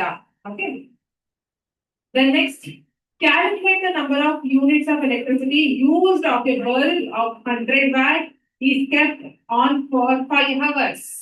0.5. ಕೆಲವೊಬ್ರು ಏನ್ ಮಾಡ್ತಿದ್ರಿ, ನಾನು ನೋಡ್ತಾ ಇದ್ದೆ, 5 ಬರ್ಕೊಂಡ್ರು ಇಂಟು 100 ಬರ್ಕೊಂಡ್ರು 500 ಅಂತ ಬರ್ದಿದ್ದಾರೆ. ಆಪ್ಷನ್ ಅಲ್ಲಿ ನೋಡಿದ್ರೆ 500 ಇಲ್ಲ, ಆಪ್ಷನ್ ಅಲ್ಲಿ ನೋಡಿದ್ರೆ 500 ಇಲ್ಲ. ಏನ್ ಮಾಡ್ಬೇಕು? Divided by 1000 by exactly, because ನಾವು ಎನರ್ಜಿನ ನಾವು ಕಿಲೋವ್ಯಾಟ್ ಅವರ್ ಅಲ್ಲಿ ಇಡ್ಬೇಕು ಅಂತ ಹೇಳಿದ್ದೆ ಅಲ್ವಾ. ಇಲ್ಲಿ ಬರೀ ವ್ಯಾಟ್ ಕೊಟ್ಟಿದ್ದಾನೆ, ಅವರ್ ಕೊಟ್ಟಿದ್ದಾನೆ. ನೀವು ಇದನ್ನ ఎందుకు ಕನ್ವರ್ಟ್ ಮಾಡ್ಬೇಕು? ಕಿಲೋವ್ಯಾಟ್ ಕನ್ವರ್ಟ್ ಮಾಡ್ಬೇಕು. ಕಿಲೋವ್ಯಾಟ್ ಕನ್ವರ್ಟ್ ಮಾಡ್ಬೇಕು ಅಂದ್ರೆ ಏನು? 500 ಡಿವೈಡೆಡ್ ಬೈ 1000 ಮಾಡ್ಬೇಕು. 500 ಡಿವೈಡೆಡ್ ಬೈ 1000 ಮಾಡಿದ್ರೆ 20 get cancel. What is 5 by 10? 0.5 kilowatt hour. ಈಗ ಯೂನಿಟ್ ಅಂತಂದ್ರೆ ಅದೇ ತಾನೇ. ನೀವು ಹೋಗ್ಬಿಟ್ಟು ಬಿಲ್ ನೋಡ್ರಿ ಅಂತ ಹೇಳಿರ್ಲಿಲ್ವಾ? ಎಷ್ಟು ಕಿಲೋವ್ಯಾಟ್ಸ್ ಅವರ್ ಕನ್ಸ್ಯೂಮ್ ಮಾಡಿದ್ರೆ, ಎಷ್ಟು ಯೂನಿಟ್ಸ್ ಕನ್ಸ್ಯೂಮ್ ಮಾಡಿದ್ರೆ ಅಂತ ಕೊಟ್ಟಿರ್ತಾರೆ. ಸೊ ಹಾಗಾಗಿ ಆಪ್ಷನ್ ಯಾವುದು? Option D, 0.5 unit. Okay, the next, identify the correct formula of electric power. Option electric, ಅಲ್ಲಿ ಎಲೆಕ್ಟ್ರಿಕ್ ಪವರ್ ಅಂತ ಕೊಡ್ಬೇಕಿತ್ತು. Electric power is equal to electric work done by time taken. Okay, electric work done by time taken. The next, what is the primary function of an MCCB? ಇದನ್ನ ನಿನ್ನೆ PDF ಅಲ್ಲಿ post ಮಾಡಿದ್ರಲ್ಲ, ಇದೆ first question. ಏನ್ ಹೇಳಿ? To protect against overload and short circuits. Okay, then next, which of the following is a non-renewable source of electrical energy? What is renewable?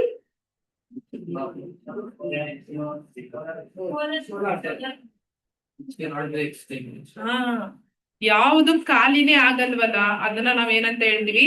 Renewable. Renewable ಗೆ ಇನ್ನೊಂದ್ ಹೆಸರು ನಾನ್ ಕನ್ವೆನ್ಷನಲ್, ನಾನ್ renewable ಗೆ ಇನ್ನೊಂದ್ ಹೆಸರು conventional. Okay, ಯಾವುದು ಬೇಗ ಖಾಲಿ ಆಗಲ್ಲ ಅಥವಾ ಯಾವುದನ್ನ ನಾವು ರಿಯೂಸ್ ಮಾಡ್ಕೊಂತ ಹೋಗ್ಬೋದು, ಇವೆಲ್ಲ comes under what? Renewable. But non renewable ಅಲ್ಲಿ ಏನಾಗ್ಬಿಡುತ್ತೆ? ಖಾಲಿ ಆಗುತ್ತೆ. ಈಗ ಪೆಟ್ರೋಲ್, ಡೀಸೆಲ್ ನಿಮ್ ಹತ್ರ ಖಾಲಿ ಆದ್ರೆ ಮತ್ತೆ ಏನ್ ಮಾಡ್ಬೇಕು? ಪೆಟ್ರೋಲ್ ಬಂಕಿಗೆ ಹೋಗಿ ನಿಂತ್ಕೋಬೇಕು. ನ್ಯಾಚುರಲ್ ಗ್ಯಾಸ್ ಇವಾಗೆಲ್ಲ ಆಟೋದವ್ರ ಪಾಪ ಲೈನಿಗೆ ನಿಂತಿದಾರಲ್ವಾ ಕ್ಯೂನಲ್ಲಿ, ರೈಟ್? ಇವೆಲ್ಲ ಏನು? ನಾನ್ ರಿನ್ಯೂವಬಲ್. ಸೊ ಇದರಲ್ಲಿ ಕೊಟ್ಟಿರ್ತಕ್ಕಂಥ ಆಪ್ಷನ್ಸ್ ನಲ್ಲಿ ಫಸ್ಟ್ ಆಪ್ಷನ್ ಜಿಯೋ ಥರ್ಮಲ್ ಅಂತ ಕೊಟ್ಟಿದ್ದೀನಿ. What is Jio thermal? Jio thermal ಅಂತಂದ್ರೆ ಏನು? ಜಿಯೋ ಅಂತಂದ್ರೆ ಅರ್ತ್, ಥರ್ಮಲ್ ಅಂತಂದ್ರೆ ಹೀಟ್ ಎನರ್ಜಿ. ಸೊ ಅರ್ತ್ ಇಂದ ನೀವೇನು ಎಕ್ಸ್ಟ್ರಾಕ್ಟ್ ಮಾಡ್ತಿರಲ್ಲ ಹೀಟ್, ಅದರಿಂದ ಪ್ರೊಡ್ಯೂಸ್ ಮಾಡ್ತಕ್ಕಂಥ ಎಲೆಕ್ಟ್ರಿಸಿಟಿನೇ ಜಿಯೋ ಥರ್ಮಲ್. ಅರ್ಥ ಆಗ್ತಿದ್ಯಾ? ಈಗ ಅರ್ತ್ ಒಳಗಡೆ ಹೋಗ್ತಾ ಹೋಗ್ತಾ ಹೋಗ್ತಾ ಟೆಂಪರೇಚರ್ ಏನಾಗುತ್ತೆ? ಜಾಸ್ತಿ ಆಗ್ತಾ ಹೋಗುತ್ತೆ, right? Then solar energy, wind energy ಇವೆಲ್ಲ ರಿನ್ಯೂವಬಲ್ ಅಲ್ಲಿ ಬರುತ್ತೆ. ಆಯಿಲ್ ಮಾತ್ರ ನಾನ್ ರಿನ್ಯೂವಬಲ್ ಅಲ್ಲಿ ಬರುತ್ತೆ. ನೆಕ್ಸ್ಟ್ 12th ಕ್ವೆಶ್ಚನ್ ಬನ್ನಿ. Which of the following statements is true about EMF? What is the full form of EMF? Electromotive force. What is the SI unit? Volts. Inodially. Option B, it is the potential difference across a circuit element. That is EMF antandre. Then next, an electrical tongue tester is also known as clamp meter. Clamp measures what? Clamp measures what? Current. Then next, which of the following are correct for DC supply? ಈಗ DC supply ಅಂತ ಬಂತು ಅಂದ್ರೆ ನಿಮಗೆ ಎಸಿಗೂ ಡಿಸಿಗೂ difference ಗೊತ್ತಿರಬೇಕು, right? ಈಗ first statement ನೋಡಿ, it is a time independent signal ಅಂತ ಇದೆ, ಹೌದಾ? Sure. Then second, electrons move speedily in one direction ಅಂತ ಇದೆ. ಒನ್ ಡೈರೆಕ್ಷನ್ ಅಥವಾ ಯು ಕ್ಯಾನ್ ಸೇ ವಾಟ್ ಅನ್ನೋದನ್ನೇ ಎಕ್ಸಾಕ್ಟ್ಲಿ ಏನಂತ ಹೇಳ್ಬೋದು ನಾವು? ಯೂನಿ ಡೈರೆಕ್ಷನ್. ಸಿಂಗಲ್ ಡೈರೆಕ್ಷನ್ ನಾವ್ ಏನಂತ ಹೇಳ್ಬೋದು, ಯೂನಿ ಡೈರೆಕ್ಷನ್ ಅಂತ ಹೇಳ್ಬೋದು. ಓಕೆ, ಅದೇ ಎರಡು ಕಡೆ ಹೋಗ್ತಾ ಇತ್ತು ಅಂದ್ರೆ ಬೈ ಡೈರೆಕ್ಷನ್, ಅದೇದ್ರಲ್ಲಿ ಇರುತ್ತೆ okay.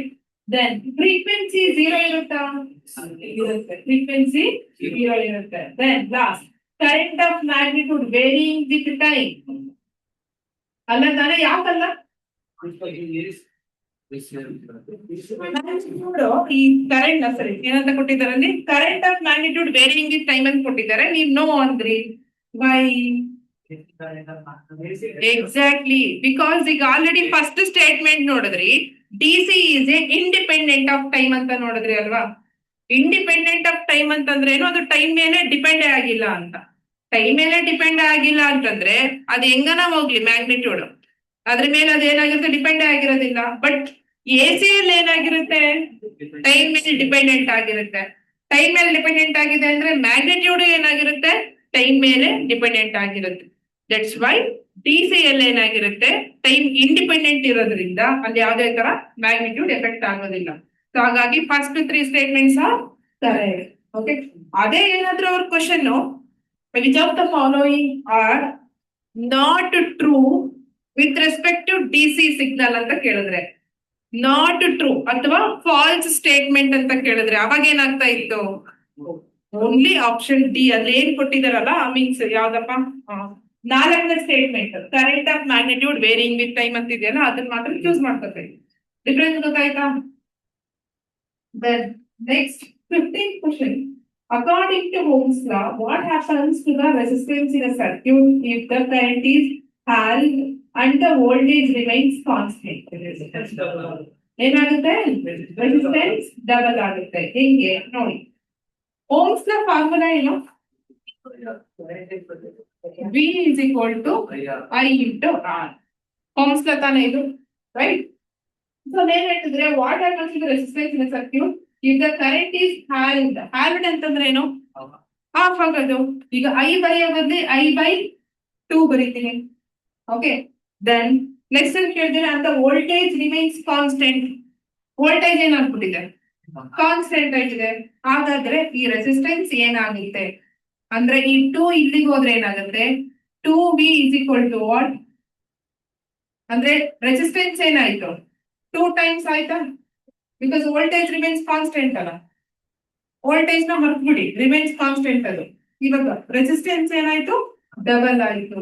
Okay, then next batteries are generally connected in super series. Then what is the primary function of a LCCD? Option B, repeat ಆಗಿದೆ, right? Super, 1 marks, 2 marks ಎಲ್ಲ.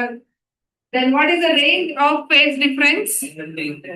Option D, -180 to +180. ಹೇಳಿದ್ದೆ ಅಲ್ವಾ, ಇಲ್ಲಿ -180 ಇರುತ್ತೆ, ಇಲ್ಲಿ +180 ಇರುತ್ತೆ, right? ಹಿಂಗಿಂದ ಹಿಂಗೆ, ಇದನ್ನ ನಮ್ಮ ಫೇಸ್ ಡಿಫರೆನ್ಸ್ ಅಂತ ಹೇಳ್ತೀವಿ. So -180 to +180. Then which tool is commonly used to strip insulation from electrical wires? Wire stripper. ಇವಾಗೆಲ್ಲ ಕರೆಂಟ್ ಇಂದು ನೀವು ಒಂದೊಂದು ಏನು ವೈರ್ ನ ಹಿಂಗೆ ಏನಪ್ಪಾ ಜಾಯಿಂಟ್ ಮಾಡ್ಬೇಕು ಅಂದ್ರೆ ಒಂಚೂರು ಆ ಮೇಲಿರೋ ಪ್ಲಾಸ್ಟಿಕ್ ನ ಹಿಂಗ್ ಕಿತ್ತೀರಾ ಇಲ್ವಾ, ಅದನ್ನೇ ಸ್ಟ್ರಿಪ್ಪರ್ಸ್ ಅಂತ ಹೇಳೋದು. ಆ ಎಲೆಕ್ಟ್ರಿಕಲ್ ವೈರ್ ಸ್ಟ್ರಿಪ್ಪರ್ ನ ಯೂಸ್ ಮಾಡ್ಕೊಂಡ್ಬಿಟ್ಟು ಏನ್ ಮಾಡ್ತೀರಾ, ಕೆತ್ಬಿಟ್ಟಿಗೆ ಜಾಯಿಂಟ್ ಮಾಡ್ತೀರಾ, ಅದಕ್ಕೆ ಅದನ್ನ ವೈರ್ ಸ್ಟ್ರಿಪ್ಪರ್ಸ್ ಅಂತ ಕರಿತೀವಿ. ಓಕೆ, ಹಾಗಾದ್ರೆ ಈ ಸ್ಕ್ರೂ ಡ್ರೈವರ್ ಏನಕ್ಕೆ ಯೂಸ್ ಮಾಡ್ತಾರೆ? ಸ್ಕ್ರೂ ಡ್ರೈವರ್ ಸ್ಕ್ರೂನ ಟೈಟ್ ಮಾಡೋದಕ್ಕೆ ಅಥವಾ ತೆಗಿಯೋದಕ್ಕೆ, ಲೂಸ್ ಮಾಡ್ಬಿಟ್ಟು ತೆಗಿಯೋದಕ್ಕೆ, ರೈಟ್? ಆಮೇಲೆ ಫ್ಲೈಯರ್ಸ್ ನ ಏನಕ್ಕೆ ಯೂಸ್ ಮಾಡ್ತಾರೆ? ಗ್ರಿಪ್ಪಿಂಗ್ ಪರ್ಪಸ್ ಗೆ ಇದು ಮಾಡ್ತಾರೆ. ಆಮೇಲೆ ಅದರಿಂದನೂ ಕೂಡ ಸಮ್ ಟೈಮ್ಸ್ ಟೈಟ್ ಮಾಡ್ತಾರೆ ಅಲ್ವಾ. ದೆನ್ ಬ್ರೇಂಚ್,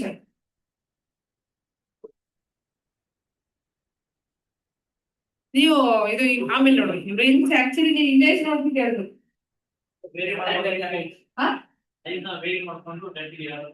ಅಂದ್ರೆ ಮಲ್ಟಿ ಏನಪ್ಪಾ ಸ್ಕ್ರೂ ಡ್ರೈವರ್ಸ್ ಎಲ್ಲ ಏನಾಯ್ತು, ಸ್ಪ್ಯಾನರ್ಸ್ ಅದೆಲ್ಲ ಇಂಡಿವಿಜುವಲ್ ಆಗಿ ಬರುತ್ತಲ್ವಾ. ಇದ್ರಲ್ಲಿ ಏನಾಗಿರುತ್ತೆ, ಸೈಜ್ ನ ನೀವ್ ಏನ್ ಮಾಡ್ಕೋಬಹುದು, ಅಡ್ಜಸ್ಟ್ಮೆಂಟ್ ಮಾಡ್ಕೋಬಹುದು. ಈಗ ಸ್ಮಾಲ್ ಬೋಲ್ಟ್ ಇತ್ತು ಅಂತಂದ್ರೆ ಅದಕ್ಕೆ ತಕ್ಕಂತ ಹೆಂಗ್ ಮಾಡ್ಕೊಂಡ್ಬಿಟ್ಟು ಬಿಚ್ಬೋದು. ದೊಡ್ಡದಿತ್ತಪ್ಪ ಅಂದ್ರೆ ಸೈಜ್ ನ ಸ್ವಲ್ಪ ವೈಡ್ ಮಾಡ್ಕೊಂಡ್ಬಿಟ್ಟು ಮಾಡ್ಕೋಬಹುದು. Then a plumb bob is a tool primarily used for option C marking vertical lines. ಇದು ಎಲ್ಲಿ ನೋಡ್ತೀವಿ ನಾವು ಜಾಸ್ತಿ? ಮನೆ ಕಟ್ಟ ಟೈಮ್ ಅಲ್ಲಿ ಗಾರೆ ಕೆಲ್ಸದವರು ಆಮೇಲೆ ಮೇಸ್ತ್ರಿ ಹಿಡ್ಕೊಂಡ್ ಬರ್ತಾರೆ. ಹಿಂಗ್ ಹಿಡಿದು ಹಿಂಗೆ ಏನ್ ಮಾಡ್ತಾರೆ, ಆ ಪಿಕ್ಚರ್ ನೋಡಿ ಮತ್ತೆ ವೆಯ್ಟ್ ಇರ್ತಕ್ಕಂಥ ಕೆಳಗಡೆ ಬೀಳುತ್ತೆ, ರೈಟ್? ಹಿಂಗ್ ಹಿಡಿದು ಬಿಟ್ಟು ನೋಡ್ತಾರೆ ಮೆಜರ್ ಮಾಡೋದಿಕ್ಕೆ, ಮಾರ್ಕ್ ಮಾಡೋದಿಕ್ಕೆ, ನೋಡಿರ್ತೀರಾ? Then next, cleat wiring is known for its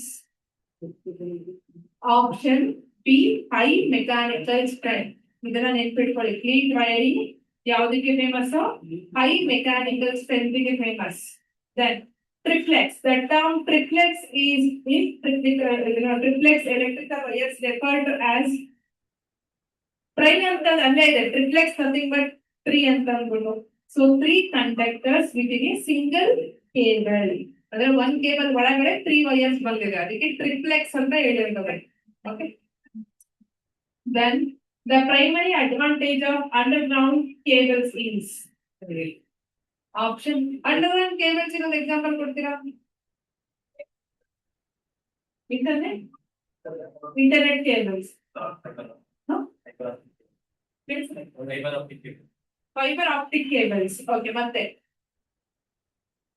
ಈಗ ರೀಸೆಂಟ್ ಆಗಿ ಇವತ್ತು ಬೆಳಗ್ಗೆನೆ ಒಂದು ನ್ಯೂಸ್ ನೋಡಿದೆ. ಒಂದ್ ಕಡೆ ಫುಲ್ ಫೈರ್ ಬ್ಲಾಸ್ಟ್, ಅಂದ್ರೆ ಹೊರಗಡೆ ಅಂಡರ್ಗ್ರೌಂಡ್ ಕೇಬಲ್ ಅದೇನೋ ಬ್ಲಾಸ್ಟ್ ಆಗ್ಬಿಟ್ಟು ಫುಲ್ ಔಟ್ರೇಜ್ ಎಲ್ಲ ಬೆಂಕಿ ಹತ್ಕೊಂಡ್ಬಿಟ್ಟಿದೆ. ಆಕ್ಚುಲಿ ಇವತ್ತು ನ್ಯೂಸ್ ನೋಡಿದೆ, ಅದೇ ಒಂದು ಕ್ವಶನ್. ಇದು ಏನಕ್ಕೆ? ಫಸ್ಟ್ ಆಪ್ಷನ್ ಎ ಅಡ್ವಾಂಟೇಜ್ ಏನಕ್ಕೆ ಅಂದ್ರೆ, ಇವಾಗ ಇಲ್ಲೇ ನೋಡಿ ಎಷ್ಟೊಂದು ವೈರ್ಸ್ಗಳು ಹೋಗಿರುತ್ತೆ. ಈಗ ಮೈಸೂರಲ್ಲಿ ಬಿಡಿ, ಬಟ್ ಅದೇ ಡೆಲ್ಲಿ, ಈ ಮುಂಬೈ ಅಲ್ಲೆಲ್ಲ ನೋಡಿ ಹೆಂಗೆ ಒಂದ್ ಪಿತಿ ಪಿತಿ ಪಿತಿ, ಬರೀ ಜಸ್ಟ್ ಚಿಕ್ಕಪೇಟೆ ನೋಡ್ರಿ ಬೆಂಗಳೂರಲ್ಲಿ ವೈರ್ಗಳು ಹೆಂಗ್ ಹೋಗಿರ್ತವೆ ಅಂತ ಅಂದ್ಬಿಟ್ಟು. ಅದ್ರಿಂದ ಏನಾಗುತ್ತೆ, ಈಗ ಕೋತಿಗಳು ಅವು ಇವೆಲ್ಲ ಸುಮ್ಮನಿರ್ತಾವ, ಹೋಗ್ಬಿಟ್ಟು ಅವನ್ನೇ ಟಚ್ ಮಾಡೋದು, ಅದ್ರ ಜೊತೆನೆ ಆಟ ಆಡೋದು. ಅದರಿಂದ ಏನಾಗುತ್ತೆ, ಹಾರ್ಮ್ಫುಲ್. ಆಮೇಲೆ ಇನ್ನು ಕೆಲವೊಂದು ವೈರ್ಗಳು ಜನ ನಡ್ಕೊಂಡು ಹೋಗ್ತಾ ಇದ್ರು ಅಂದ್ರೆ ತಲೆಗ್ ತಗುಲ್ತಾ ಇರ್ತವೆ. ಆಮೇಲೆ ಮನೆ ಮುಂದ್ಗಡೆ ಈ ಲೈಟಿನ ಕಂಬಗಳು ಹೋಗಿರ್ತಾವಲ್ವಾ, ಈಗ ಜೋರಾಗಿ ಗಾಳಿ ಬಂತಪ್ಪ ಬಿತ್ತು, ಅದರಿಂದನೂ ಎಫೆಕ್ಟ್ ಆಗುತ್ತೆ ಅಲ್ವಾ? ಅದೇ ಅಂಡರ್ ಗ್ರೌಂಡ್ ಅಲ್ಲಿ ಇದ್ರೆ ಇದರಿಂದ ಎಲ್ಲ ನಾವು ಸೇಫ್ ಆಗಿರ್ಬೋದು ಅಂತ ಅನ್ಬೋದು. ಸೊ ಹಾಗಾಗಿ ಆಪ್ಷನ್ ಗೆ reduce risk of damage from environmental factors. Okay. ಇದೇನಾದ್ರು ಲೋವರ್ ಕಾಸ್ಟ್, ಜಾಸ್ತಿ ಕಾಸ್ಟ್ ಇರುತ್ತೆ. ಆಮೇಲೆ ಈಸಿ ಅಕ್ಸೆಸಿಬಿಲಿಟಿ ಫಾರ್ ಮೇಂಟೆನೆನ್ಸ್. ಹೌದಾ? ಈಗ ಕಣ್ಣಿಗೆ ಕಾಣೋದಾದ್ರೆ ಇಲ್ಲಿ ವೈರ್ ಕಟ್ ಆಗಿದೆ ಅಂತ ರಿಪೇರಿ ಮಾಡ್ಬೋದು. ಅದೇ ಭೂಮಿ ಒಳಗಡೆ ಇರೋದು ಎಲ್ಲಿ ಕಟ್ ಆಗಿದೆ ಅಂತ ಬೇಗ ಹೆಂಗ್ ಗೊತ್ತಾಗುತ್ತಪ್ಪ ಅಲ್ವಾ? ಸೊ ಈಗ ಇಲ್ಲೇ ನೋಡಿ, ಮನೆಗಳ ಮುಂದೆ ಎಷ್ಟು ಒಂದು ಬ್ಲಾಕೇಜ್, ಇನ್ನು ಬಾತ್ರೂಮ್ ಅಲ್ಲ ಏನೋ ಬ್ಲಾಕ್ ಆಗಿದೆ ಅಂತಂದ್ರೆ ಫುಲ್ ಇದನ್ನೆಲ್ಲ ಕೆಟ್ಬಿಡ್ತಾರೆ, ರೋಡ್ನೆಲ್ಲ ಹಾಳು ಮಾಡಿರ್ತಾರೆ. ನೋಡಿದ್ರೆ ಅಲ್ವಾ, ಎಲ್ಲಿ ಬ್ಲಾಕ್ ಆಗಿದೆ ಅಂತ ಕಂಡು ಹಿಡ್ಬಿಟ್ಟು ಅಲ್ಲಿ ರೀಪ್ಲೇಸ್ಮೆಂಟ್ ಮಾಡ್ತಾರೆ, right? Then 24, what is the typical material used for metal sheet in metal sheet wiring? ಯಾವ್ದು ಯೂಸ್ ಮಾಡ್ತಾರೆ? Steel or aluminium alloy. Okay, steel or aluminium alloy. Then the primary advantage of non-metallic cables is, non-metallic cables ಏನು primary advantage? Flexibility ಜಾಸ್ತಿ ಇರುತ್ತೆ, greater flexibility for easier installation. Okay. ಈಗ metal ಆದ್ರೆ ಏನಾಗುತ್ತೆ, ಬೇಗ ನಾವು ಬೆಂಡ್ ಮಾಡಕ್ ಆಗೋದಿಲ್ಲ. ಆಮೇಲೆ ಮತ್ತೆ ನಮಗ್ ಬೇಕಾಗಿರೋ ಶೇಪಿಗೆ ತಂದ್ಕೊಳಕ್ ಕಷ್ಟ.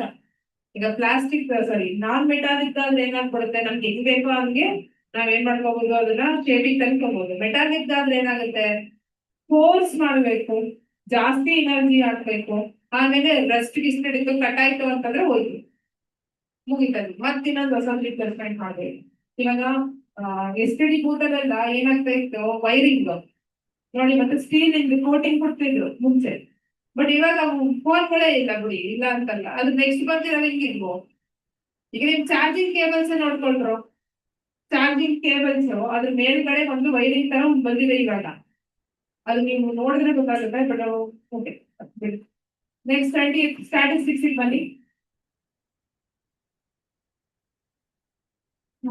Blade wants to create a stem and leaf plot of the points is basketball code this season. ಇದು ಹೆಂಗ್ ಮಾಡೋದು ಅಂತ ಗೊತ್ತಿದ್ಯಾ? ಫಸ್ಟ್ ಏನ್ ಮಾಡ್ಬೇಕು? ಫಸ್ಟ್ ಏನ್ ಮಾಡ್ಬೇಕು? ಫಸ್ಟ್ ಅಸೆಂಡಿಂಗ್ ಆರ್ಡರ್ ಅಲ್ಲಿ ನಾವೇನ್ ಮಾಡ್ಕೋಬೇಕು? ಅರೇಂಜ್ ಮಾಡ್ಕೋಬೇಕು. ಅರೇಂಜ್ ಮಾಡ್ಕೊಂಡಾಗ ಫಸ್ಟ್ ಸ್ಕೋರ್ ಯಾವ್ದು ಬಂದಿದೆ? Lowest score ಯಾವ್ದಿದೆ? 40 ಇದೆ. ಅಂದ್ರೆ 4 ಇಂದ ಸ್ಟಾರ್ಟ್ ಮಾಡ್ಕೋಬೇಕು. Highest score ಯಾವ್ದಿದೆ? 9 ಇದೆ. ಸೊ ಸ್ಟೆಮ್ ಕಡೆ ಏನ್ ಬರಿಬೇಕು ನಾವು? ಸ್ಟೆಮ್ ಸೈಡ್ ಏನ್ ಬರೀತೀರಾ?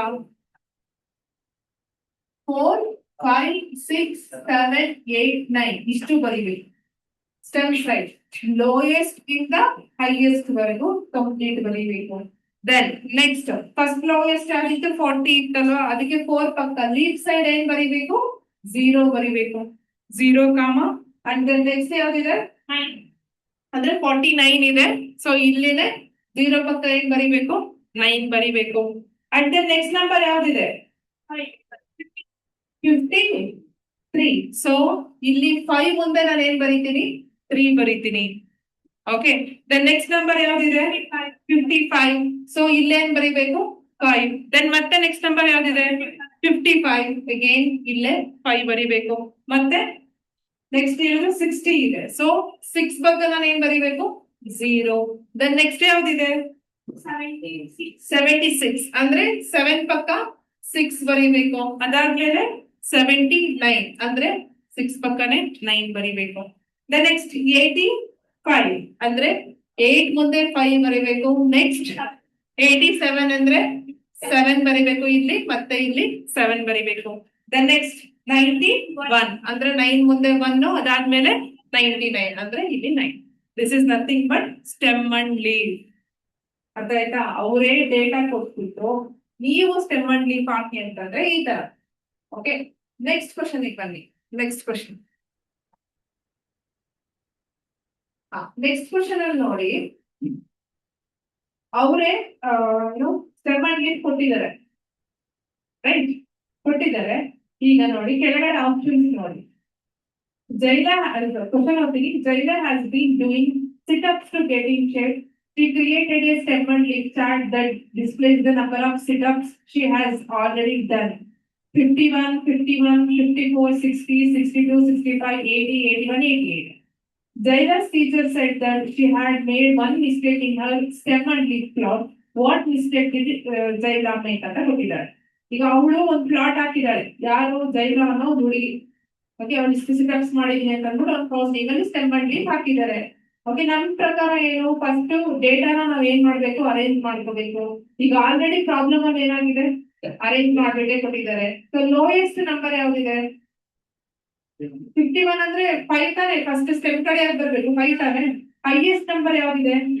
8 ಇದೆ. ಸೊ 5, 6, 7, 8 4 ನಂಬರ್ ಕೂಡ ಬರಿಬೇಕು ಅವರು. ಏನ್ ಹೇಳಿ? 5, 6, 7, 8. ಈವನ್ ಅಲ್ಲಿ ಡೇಟಾದಲ್ಲಿ 70 ಇಂದ ಯಾವ್ದು ನಂಬರ್ ಬಂದಿಲ್ಲ ಅಂದ್ರೂ ನಾವೇನ್ ಮಾಡ್ಬೇಕು? ತಗೋಬೇಕು, ಕನ್ಸಿಡರ್ ಮಾಡ್ಬೇಕು. ಬಟ್ ಸ್ಟೆಮ್ ಅಂಡ್ ಲೀಫ್ ಅಲ್ಲಿ ಜೈಲಾ ಏನ್ ಮಾಡ್ಬಿಟ್ಟಿದ್ದಾರೆ? 5, 6, 8 ಕೊಟ್ಬಿಟ್ಟಿದ್ದಾರೆ. ಬಟ್ 7 ನ ಅವಳು ಏನ್ ಮಾಡ್ಬಿಟ್ಟಿದ್ದಾಳೆ? ಮಿಸ್ ಮಾಡಿದ್ದಾರೆ. ಸೊ ಹಾಗಾಗಿ ಆಪ್ಷನ್ ಯಾವುದು? Option D, she forgot the 7 in Har stem. ಗೊತ್ತಾಯ್ತಾ? ಓಕೆ, ನೋಡಿ. ನೆಕ್ಸ್ಟ್ ನೋಡಿ, ಥರ್ಡ್ ಕ್ವೆಶ್ಚನ್. ಈ ಸತಿ ಇದು ಬರೋ ಚಾನ್ಸಸ್ ಇದೆ, ಅದಕ್ಕೆ ಇದು ಜಾಸ್ತಿ ಕೊಟ್ಟಿದ್ದೀನಿ ಈ ಸಲ. Okay, the number of passengers on 10 buses was recorded. The stem and leaf diagram shows this information ಅಂತ ಕೊಟ್ಟಿದ್ದಾರೆ. ಈಗ ಅವರು ಸ್ಟೆಮ್ ಅಂಡ್ ಲೀಫ್ ಅವರೇ ಕೊಟ್ಬಿಟ್ಟಿದ್ದಾರೆ. ಈಗ ಅವ್ರು ಏನ್ ಕೇಳ್ತಾ ಇದ್ದಾರೆ? ವಾಟ್ ಈಸ್ ದ ಮೀಡಿಯನ್ ಅಂತ ಕೇಳ್ತಾ ಇದ್ದಾರೆ. So what is the median ಅಂದ್ರೆ ನೀವೇನ್ ಮಾಡ್ಬೇಕು? By using that stem and leaf ನೀವು ಡೇಟಾ ಬರಿಬೇಕು. ಬರ್ದಾದ್ಮೇಲೆ ಮಿಡಲ್ ಅಲ್ಲಿ ಬರ್ತಕ್ಕಂಥ ವ್ಯಾಲ್ಯೂ ಯಾವ್ದಾಗಿರುತ್ತೋ that itself is what median. ಈಗ ಬರೆಯೋಣ ನೋಡಿ.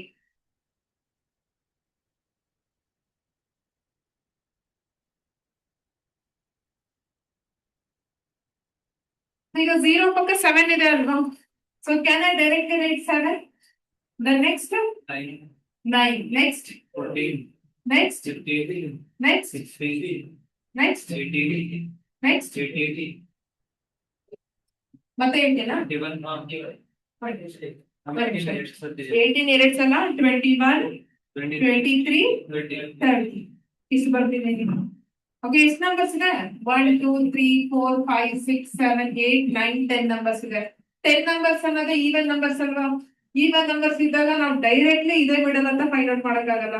ಅದಕ್ಕೆ ನಾನು ಏನ್ ಮಾಡ್ತೀನಿ, 1 2 3 4 5 ಈ ನಂಬರು, 1 2 3 4 5 ಈ ನಂಬರ್, ಇವೆರಡರದ್ದು ನಾನು ಏನ್ ಮಾಡ್ತೀನಿ, average. What is average? 16 plus 18 divided by 2. 16 plus 18 ಎಷ್ಟಾಯ್ತು? 34. ಸೊ 34 ಡಿವೈಡೆಡ್ ಬೈ 2 ಅಂತಂದ್ರೆ ಎಷ್ಟು? 17. ಅರ್ಥ ಆಗಿದ್ಯಾ ಮಾಡೋದು ಹೆಂಗೆ ಅಂತ ಅಂದ್ಬಿಟ್ಟು? ಅದೇ ಏನಾದ್ರು ಅವರು ಮೋಡ್ ಅಂತ ಕೇಳಿದ್ರೆ ಏನಾಗ್ತಿತ್ತ? ಬೋರ್ಡ್ ನೋಡ್ಬೇಕೆಲ್ಲರೂ, ಬೋರ್ಡ್ ಮೇಲೆ ಇರ್ಲಿ ಗಮನ. ಮೋಡ್ ಅಂತಂದ್ರೆ ಏನು? ಮೀನಿಂಗ್ ರಿಪೀಟ್ ಆಗಿರ್ಬೇಕು. ಎಷ್ಟು ಸಲ? ಜಾಸ್ತಿ ಸಲ ರಿಪೀಟ್ ಆಗಿರ್ಬೇಕು. ಯಾವ್ದು ರಿಪೀಟ್ ಆಗಿರೋದು? 18. ಅವಾಗ ಮೋಡ್ ಏನಾಗ್ತಾ ಇತ್ತು? 18 ಆಗ್ತಾ ಇತ್ತು. ಅದೇ ಮೀನ್ ಅಂತ ಕೇಳಿದ್ರೆ ಏನ್ ಮಾಡ್ತಾ ಇದ್ರಿ? ಎಲ್ಲಾನು ಆಡ್ ಮಾಡ್ಬಿಟ್ಟು ಡಿವೈಡೆಡ್ ಬೈ 10 ಮಾಡ್ತಾ ಇದ್ರಿ. ಅರ್ಥ ಆಯ್ತಾ? ಅದೇನಾದ್ರು ಕ್ವಾರ್ಟೈಲ್ ಕೇಳ್ಬಿಟ್ಟಿದ್ರೆ ಫಸ್ಟ್ ಕ್ವಾರ್ಟೈಲ್ ಅಂತ, ಮಿಡಲ್ 17 ಅಲ್ವಾ? ಈ ಮೇಲ್ಗಡೆ ಇರೋ ನಂಬರ್ ಇಲ್ಲಿ ಮಿಡಲ್ ನಂಬರ್ ಯಾವ್ದಾಗ್ತಾ ಇತ್ತು? ಈಗ ಇಲ್ಲಿ 17 ಬಂದಿದ್ದಾನೇನಪ್ಪ, ಇಲ್ಲಿ 17 ಬಂದಿದೆ ಅಲ್ವಾ? 17 ಮೇಲ್ಗಡೆ ಇರೋ ನಂಬರ್ಗಳು ಯಾವ್ಯಾವ ಇದಾವೆ? 7 9 14 15 16 ಇದೆ, ರೈಟ್? ಇವುಗಳಲ್ಲಿ ಮಿಡಲ್ ನಂಬರ್ ಯಾವುದು? 14. So this becomes what? First quartile. ಅದಾಯ್ತು. ಫಸ್ಟ್ ಕ್ವಾರ್ಟೈಲ್ ಅಂತಂದ್ರೆ ಏನು? ಒಟ್ಟಿನಲ್ಲಿ ಈ ಮೀಡಿಯನ್ನಿನ ಲೆಫ್ಟ್ ಪಾರ್ಟ್. ಆಕ್ಚುಲಿ ನಾವು ಈ ತರ ಬರೀತೀವಿ ನಂಬರ್ ಲೈನ್ ಅಲ್ಲಿ, ಲೆಫ್ಟ್ ಪಾರ್ಟ್ ಅಂತ ಹೇಳ್ತೀವಿ. ಅವಾಗ ಅದು Q1 ಆಗ್ತಿದ್ರು. ಅದೇ Q3 ಅಂದ್ರೆ ಏನು? ಇಲ್ಲಿರ್ತಕ್ಕಂಥದ್ರಲ್ಲಿ ಮಿಡಲ್ ಯಾವ್ದಾಯ್ತು? 21. ಅದೇನಾಯ್ತು ನಿಮಗೆ? Q3. ಇವಾಗ what is inter quartile range? What is the formula? Q3 minus Q1. What is Q3? 21. What is Q1? 14. What is 21 minus 14? 7. 7 will be your interquartile range. ಅದೇ ಕ್ವಾರ್ಟೈಲ್ ಡಿವಿಯೇಷನ್ ಅಂತ ಕೇಳಿದ್ರೆ exactly ಏನ್ formula? Q3 minus Q1 divided by 2. So ಅವಾಗ ಏನಾಗ್ತಿತ್ತು? 7/2 is nothing but 3.5. ನೋಡಿ, ಒಂದ್ question ಅಲ್ಲ ಎಷ್ಟು ವೆರೈಟಿ ಕಲಿತಾ ಇದ್ದೀರಾ, right? The next, which value is arrow B pointing to on the box plot ಅಂತ ಇದೆ, ರೈಟ್? ಸೊ ಈಗ B ನೋಡಿ ಎಲ್ಲಿದೆ? ಬಿ ಮೀಡಿಯನ್ ತಾನೆ. ಈಗ ನಿಮಗೆ ಬಾಕ್ಸ್ ಪ್ಲಾಟ್ ಅಲ್ಲಿ ಫಸ್ಟ್ ಏನಂತ ಹೇಳ್ತಾ ಇದ್ವಿ? ಮಿನಿಮಮ್ ಅಂತ ಹೇಳ್ತಾ ಇದ್ವಿ. ನೆಕ್ಸ್ಟ್ Q1 ಅಂತ ಹೇಳ್ತಾ ಇದ್ವಿ. ಅದ್ರ ನೆಕ್ಸ್ಟ್ ಬರೋದು ಏನಾಗಿರುತ್ತೆ? ಮೀಡಿಯನ್ ಆಗಿರುತ್ತೆ ಅಂತ ಹೇಳ್ತಾ ಇದ್ವಿ. ಅದ್ರ ನೆಕ್ಸ್ಟ್ ಬರೋದು Q3 ಆಗಿರುತ್ತೆ ಅಂತ ಹೇಳ್ತಾ ಇದ್ವಿ. ಅದ್ರ ನೆಕ್ಸ್ಟ್ ಬರೋದು maximum. Minimum, Q1, median, Q3, maximum. ಈ ಆರ್ಡರ್ ನೆನ್ಪಿಟ್ಕೊಳ್ಳಿ. ಸೊ ಈಗ ಬಿ ಬಂದು ಎಲ್ಲಿದೆ? ಮೀಡಿಯನ್ ಇದೆ, ಮಿಡಲ್ ಅಲ್ಲಿ ಇದೆ ಅಂತ. ಸೊ ಹಾಗಾಗಿ ಆಪ್ಷನ್ ಯಾವುದು? Option D. The next box plot ಕೊಟ್ಟಿದ್ದೀನಿ. What is the value of the third quartile ಅಂತ ಹೇಳ್ತಾ ಇದೆ. ಥರ್ಡ್ ಕ್ವಾರ್ಟೈಲ್ ಏನಾಗುತ್ತೆ? 8. ಎಕ್ಸಾಕ್ಟ್ಲಿ. ನೋಡ್ತಾ ಇದ್ದೀರಲ್ವಾ? ಇಲ್ಲಿ ನೋಡಿ, ಇಲ್ಲಿ ಏನಾಗಿರುತ್ತೆ? ಮಿನಿಮಮ್. ಈ ವ್ಯಾಲ್ಯೂ ಏನಾಗಿರುತ್ತೆ? Q1. ಇದೇನಾಗಿರುತ್ತೆ? ಮೀಡಿಯನ್. ಇದೇನಾಗಿರುತ್ತೆ? Q3. ಇದೇನಾಗಿರುತ್ತೆ? ಮ್ಯಾಕ್ಸಿಮಮ್. ಅರ್ಥ ಆಗ್ತಿದ್ಯಾ? ಸೊ ಈ ಲೈನು, ಈ ನಂಬರ್ ಲೈನ್ ಅಲ್ಲಿ ಅಲ್ಲಿ ಕೊಟ್ಟಿದ್ದೀನಲ್ಲ ಪ್ರಾಬ್ಲಮ್ ಅಲ್ಲಿ, ಆ ನಂಬರ್ ಲೈನ್ ಅಲ್ಲಿ ಯಾವ ನಂಬರ್ ಮೇಲೆ ಇಂಡಿಕೇಟ್ ಆಗ್ತಾ ಇದೆಯೋ that it self is A Q3. ಆ ನಂಬರ್ ಲೈನ್ ಅಲ್ಲಿ ಯಾವ್ದ್ರ ಮೇಲೆ ಇಂಡಿಕೇಟ್ ಆಗ್ತಾ ಇದೆ?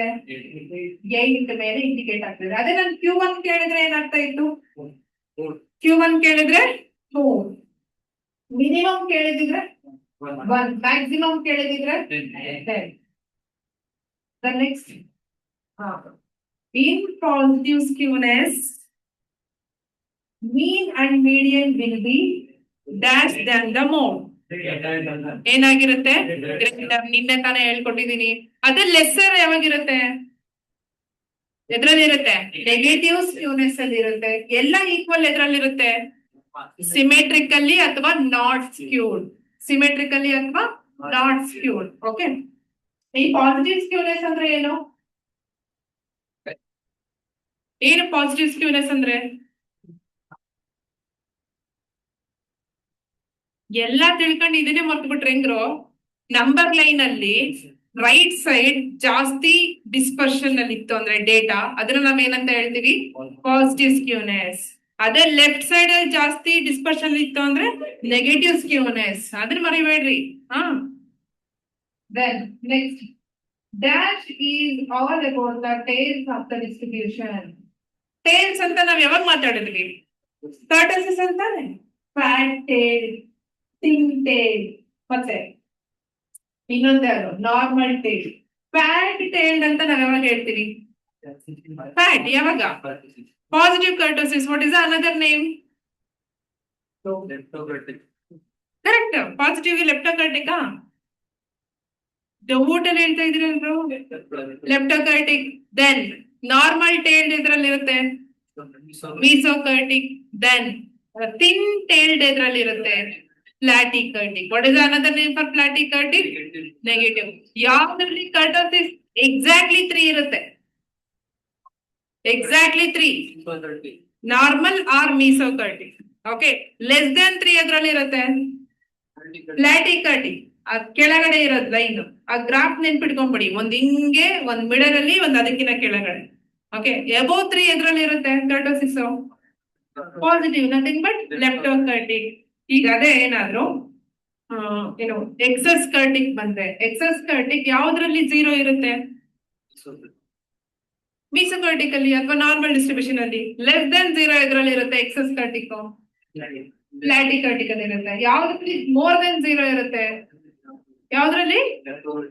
ಲೆಪ್ಟೋಕರ್ಟಿಕ್ ಅಲ್ಲಿ ಇರುತ್ತೆ ಮೋರ್ ದನ್ 0. ಆ ಗ್ರಾಫ್ ನೆನ್ಪಿಟ್ಕೊಂಡಿರಿ. ಓಕೆ, ಅದರಿಂದನೇ ನಿಮಗೆ ಮಿನಿಮಮ್ ಅಂದ್ರೂ ಕಂಪಲ್ಸರಿ 2 ರಿಂದ 3 ಕ್ವಶನ್ ಬಂದೇ ಬರುತ್ತೆ. ಒಂದು ಸ್ಕ್ಯೂನೆಸ್, ಇನ್ನೊಂದು ಈ ಕರ್ಟೋಸಿಸ್ ಇದ್ರಲ್ಲಿ. Okay, then next 8th question.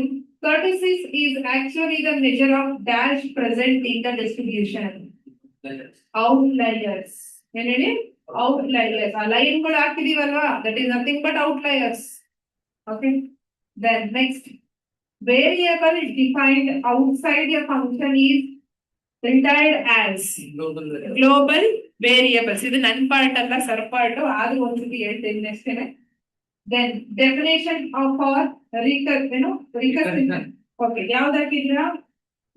Actually a function that calls itself. ಅದನ್ನ ನಾವೇನಂತ ಕರಿತೀವಿ? ರಿಕರ್ಸಿವ್. ನನಗೆ ಪೈಥಾನ್ ಕಲಿಗೆ ಇಂಟ್ರೆಸ್ಟ್ ಇಲ್ಲ, ಅದಕ್ಕೆ ನಾನು ಕಲಿಯಿಲ್ಲ. ಯಾಕೆ ಕೋಡಿಂಗ್ ಪ್ರೋಗ್ರಾಮ್ ಅಂತ ಕಲ್ತಿಲ್ಲ. Then next, the correct syntax to output welcome in Python is. ಯಾರು ಕೊಟ್ಟಿದ್ದೀರಾ? ಆಪ್ಷನ್ ಬಿ, ಪ್ರಿಂಟ್ ವೆಲ್ಕಮ್ ಅಂತ ಕೊಟ್ಟಿದ್ದೀರಾ. Okay, a variable with a floating number 6.2 can be created by using. ಅಂದ್ರೆ ಎ ಅಂಡ್ ಬಿ ಎರಡನ್ನೂ use ಮಾಡ್ಕೋಬಹುದು ಅಂತ ಅಂದ್ಬಿಟ್ಟು. So option C, both the answers are correct ಅಂತ ಕೊಟ್ಟಿದ್ದೀನಿ. ಓಕೆ, ಅಂದ್ರೆ ಮೇಲ್ಗಡೆ ಎರಡನ್ನೂ ಕರೆಕ್ಟ್ ಅಂತ ಕೊಟ್ಟಿದ್ದಾರೆ. Then next 30, the correct syntax to output the type of a variable or object in Python is print type x. Option B. ನನಗಿಂತ ನೀವೇ ಚೆನ್ನಾಗಿ ಕಲ್ತೀರಾ ಕಲ್ಪಾ ಪೈಥಾನ್. ನೆಕ್ಸ್ಟ್, ಪ್ರಿಂಟ್ 2, 3, 4 ಅಂತ ಇದೆ. ಸೊ ಇದಕ್ಕೆ ಆಪ್ಷನ್ ಬಿ 2, 3, 4 ಅಂತ ಸರ್ ಕೂಡ ಒಂದ್ಸತಿ ವೆರಿಫೈ ಮಾಡಿ ಅದನ್ನ ಹೇಳಿದ್ವಿ. 2, 3, 4 ಅಂದ್ರೆ ಮಿಡಲ್ ಅಲ್ಲಿ ಗ್ಯಾಪ್ ಇರ್ಬೇಕಂತ ಹೇಳಿ. ಓಕೆ, ಅದು ಆಪ್ಷನ್ ಬಿ ನಲ್ಲಿ ಇದೆ ನೋಡಿ. All keywords in Python are in lower case. Good. Then to write multi-line comments in Python, close the context between triple quotes. Super. What is the order of precedence in Python? ಯಾವ್ದು ಹಾಕಿದ್ದೀರಾ? Option C, parenthesis, exponential, multiplication, division, addition, subtraction. Then 18th ಯಾವ್ದು ಹಾಕಿದ್ರಿ? 18. Option C ಅಂತ ಹೇಳಿದ್ರು. ಒಂದ್ಸತಿ ಬೇಕಾದ್ರೆ sir ಹತ್ರ ಆಮೇಲೆ ಮಾಡಿಸ್ತೀನಿ, ನನಗೆ ಗೊತ್ತಿಲ್ಲ. ಅವ್ರು ನಮಗೆ ಆಪ್ಷನ್ ಸಿ ಅಂತ ವೆರಿಫೈ ಮಾಡಿದ್ರು. ಅವ್ರ ಹತ್ರ ಒಂದ್ಸತಿ ವೆರಿಫೈ ಮಾಡಿಸ್ತೀನಿ. Option next 19, SQRT square root bracket function is imported from the dash module. ಯಾವ್ದಕ್ಕೆ ಯೂಸ್ ಮಾಡ್ತೀವಿ? Match module. Okay, then 20th, central tendency can be described measures like dash, dash, dash. ಯಾವ್ದಕ್ಕೆ? ಮೀನ್, median, mode. ಈ ಮೂರನ್ನ ನಾವ್ ಏನಂತ ಕರಿತೀವಿ? Central tendency ಅಂತ ಕರಿತೀವಿ. Okay, ಅವ್ರು ಏನಂತ ಕೊಡ್ಬೋದು ಕ್ವಶನ್? ಆ ಮೂರ್ನ ಕೊಟ್ಬಿಟ್ಟು ಏನಿವು ಅಂತಾನೆ ಕೇಳ್ಬೋದು. These three are what? Central tendencies. ಇಲ್ಲಿಗೆ statistics coming to IT skills. First question. An act of sending emails or creating web pages that are designed to collect an individual's online bank, credit card, and other login information. Phishing. Sundar phone ಮಾಡ್ಬಿಟ್ಟು sir ನಿಮಗೆ ಒಂದು 20 ಲಕ್ಷ ದುಡ್ಡು ಬಂದ್ಬಿಟ್ಟಿದೆ, ಬೇಗ ಬೇಗ ನಿಮ್ಮ account details ಹೇಳಿ, debit card number ಹೇಳಿ, ಹಿಂದ್ಗಡೆ ಒಂದು ಪಿನ್ ನಂಬರ್ ಇರುತ್ತಲ್ಲ ಅದನ್ನ ಹೇಳ್ಬಿಡಿ, ಎಕ್ಸ್ಪೈರಿ ಡೇಟ್ ಯಾವಾಗಿದೆ ಹೇಳ್ಬಿಡಿ, ಫಿನಿಶ್ ಆಗಿದೆ. ಹಂಗೆ ಒಂದು OTP ಬಂದ್ಬಿಟ್ಟಿದೆ ಹೇಳ್ಬಿಡಿ ಸರ್, ನಿಮಗೆ 20 ಲಕ್ಷ ಹಾಕ್ಬಿಡ್ತೀವಿ, ಅಲ್ಲಿ ಇದ್ದು ಬರೋದು ಹೋಗುತ್ತೆ. ಅದನ್ನ ನಾವೇನ ತಗೋತೀವಿ? Phishing. The next, which of the following is not a type of malware? Right. Good. Then a computer virus is deliberately created. Okay, ಬೇಕು ಅಂತಾನೆ ಹಾಳು ಮಾಡಬೇಕು ಅಂತಾನೆ ವೈರಸ್ ಕ್ರಿಯೇಟ್ ಮಾಡೋದು ತಾನೆ. ಯಾರು ಉದ್ದಾರ ಆಗ್ಬೇಕಂತ ಮಾಡ್ತಾರ? ಇಲ್ಲ. The next, the symbol used to connect two parts of a big flowchart is circle. Correct. Then which symbol is used to represent start or stop in flowchart? Oval. Good. ಕಲಿತಿದ್ದೀರಾ? Match the following ಕೊಡ್ತಾನೆ. Next MCQ ನಲ್ಲಿ ನಾನು ಕೊಡ್ತೀನಿ. Match the following ಅಲ್ಲಿ rectangle shape ಕೊಟ್ಬಿಟ್ಟು ಯಾವ್ದಕ್ಕೆ use ಮಾಡ್ತಾರೆ? Vowel shape ಕೊಟ್ಬಿಟ್ಟು ಯಾವ್ದಕ್ಕೆ ಯೂಸ್ ಮಾಡ್ತಾರೆ? ರಾಂಬಸ್ ಅಂದ್ರೆ ಡೈಮಂಡ್ ಶೇಪ್ ಇದೆಯಲ್ಲ ಅದನ್ನ ಎದಕ್ಕೆ ಯೂಸ್ ಮಾಡ್ತಾರೆ? ಆಮೇಲೆ ಕ್ವಾಡ್ರಿಲ್ಯಾಟರಲ್ ಇದೆಯಲ್ಲ ಅದನ್ನ ಏನಕ್ಕೆ ಯೂಸ್ ಮಾಡ್ತಾರೆ? ಅದನ್ನ MCQs match the following next ಕೊಡ್ತೀನಿ. Then which of the following are not web browser? ಯಾವ್ದಲ್ಲ? ಅಪಾಚಿ. ಯಾವ್ದಲ್ಲ? ಅಪಾಚಿ. ಅದನ್ನ ಒಂದು 2023 ನಲ್ಲಿ ಕೇಳಿದ್ರು. Then an algorithm represented in the form of programming language is called flowchart. Flowchart. Then next, which of the following are example of web browser? Option B. Opera Mini ಇದೆ, Firefox ಇದೆ, then Edge ಇದೆ, ಮೂರು ಇದೆ. Then one nibble ಅಂತಂದ್ರೆ ಎಷ್ಟು? 4 bits. ಹಾಗಾದ್ರೆ 1 byte ಅಂದ್ರೆ ಎಷ್ಟು ನಿಬಲ್ ಆಗುತ್ತೆ? ಎಷ್ಟಾಗುತ್ತೆ? ಕರೆಕ್ಟ್. ಯಾಕೆ? ನೋಡಿ ಇಲ್ಲಿ 1 ಬೈಟ್ ಅಂತಂದ್ರೆ ಎಷ್ಟು bits? 8 bits. Right.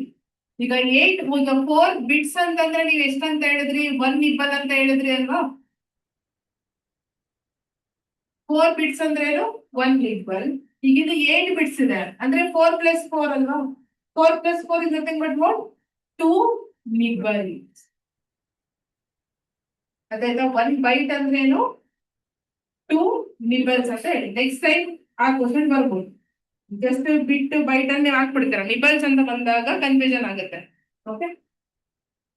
Then next, which one is the first search engine in internet? First search engine. Okay, ಬಯಾಟ್ ಹಾಕಿ. ಇದು ಹಿಂಗೆ ಬರುತ್ತೆ ಕ್ವಶನ್ ಬಂದಿತ್ತು. The next, a dash is a diagram that depicts the flow of a program. Flowchart. Then the purpose of using symbols in flowchart is, ಏನಕ್ಕೆ use ಮಾಡ್ತಾರೆ? Purpose ಏನು? To represent different types of operations or actions. Then computer programming is the process of writing instructions for a computer to execute. ಇದನ್ನೆಲ್ಲ ಮಾಡಿದ್ರೆ ಚೆನ್ನಾಗಿ ಮಾಡಿದ್ರ.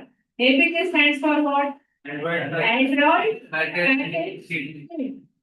ಕೆಲವೊಂದು time ನಿಮ್ಮ mobile ಬರ್ತಿರುತ್ತೆ APK file open ಮಾಡಿ ಅಂತೆಲ್ಲ.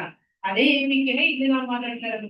APK is nothing but what? Android package kit. ನಿನ್ನೆನೋ ಕೂಡ ನಾವು ಕ್ಲಾಸ್ ಡಿಸ್ಕಷನ್ ಮಾಡ್ಬೇಕಾದ್ರೆ MCQ ನಲ್ಲಿ ಇದನ್ನ ಹೇಳ್ತಾ ಇದ್ರು. Then which of the following is not a flowchart structure? ಯಾವ್ದಲ್ಲ? Yes. So ಇಲ್ಲಿಗೆ IT skills coming to maths.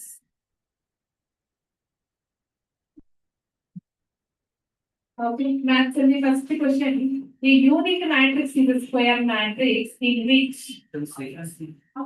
unit matrix ಅಂದ್ರೆ ಇಷ್ಟೇ ಕಂಡು ಪ್ರಿನ್ಸಿಪಲ್ ಡಯಾಗ್ನಲ್ ಎಲಿಮೆಂಟ್ಸ್ ಏನಾಗಿರುತ್ತೆ? 1, ಮಿಕ್ಕಿದವ ಏನಾಗಿರುತ್ತೆ? 0. ಇದನ್ನೇ ಈ ಪ್ರಿನ್ಸಿಪಲ್ ಡಯಾಗ್ನಲ್ ಎಲಿಮೆಂಟ್ಸ್ 1 1 1 ಇತ್ತು ಅಂದ್ರೆ ನಾವು ಯೂನಿಟ್ ಮ್ಯಾಟ್ರಿಕ್ಸ್ ಅಥವಾ ಇನ್ನೊಂದು ಹೆಸರು ಏನು? Identity matrix. ಯೂನಿಟ್ ಮ್ಯಾಟ್ರಿಕ್ಸ್ ಅಥವಾ ಐಡೆಂಟಿಟಿ ಮ್ಯಾಟ್ರಿಕ್ಸ್ ಅಂತ ಹೇಳ್ತೀವಿ. ಬೇರೆವೆಲ್ಲ ಏನಾಗಿರ್ಬೇಕು, 0 ಆಗಿರ್ಬೇಕು. ಸೊ ಹಾಗಾಗಿ option C. Then second question ಏನ್ ಕೊಟ್ಟಿದ್ದೀನಿ, 2a ಮೈನಸ್ 3b ಅಂತ ಕೊಟ್ಟಿದ್ದೀನಿ. ನನ್ ಯಾಕೆ? ಹಾ ನೋಡ್ಕೊಳ್ಳಿ ಮ್ಯಾಮ್, ನಮ್ಗೆ ಇನ್ನೂ ಮ್ಯಾಟ್ರಿಕ್ಸ್ ಮಾಡಿಲ್ಲ, ನೀವು ಮ್ಯಾಟ್ರಿಕ್ಸ್ ಕೊಡ್ತೀವಿ. ಸಿಂಪಲ್ ಆಗಿ ಸುಮ್ಮನೆ ಕೊಟ್ಟೆ ಕಂಡು ನೋಡೋಣ ಏನ್ ಮಾಡ್ತೀರಾ. ಫಸ್ಟ್ ಇಯರ್ ಅಲ್ಲಿ ಕಲ್ತಿದ್ದೀರಾ, ನೆನ್ಪಿರುತ್ತಾ ಇಲ್ವೋ ಅಂತ ಕೊಟ್ಟೆ, ಬೈಕೋಬೇಡ್ರಿ. ಕ್ವಶನ್ ನೋಡಿ ಹಿಂಗ್ ಮಾಡೋದು ಅಂತ ಹೇಳ್ಕೊಡ್ತೀನಿ.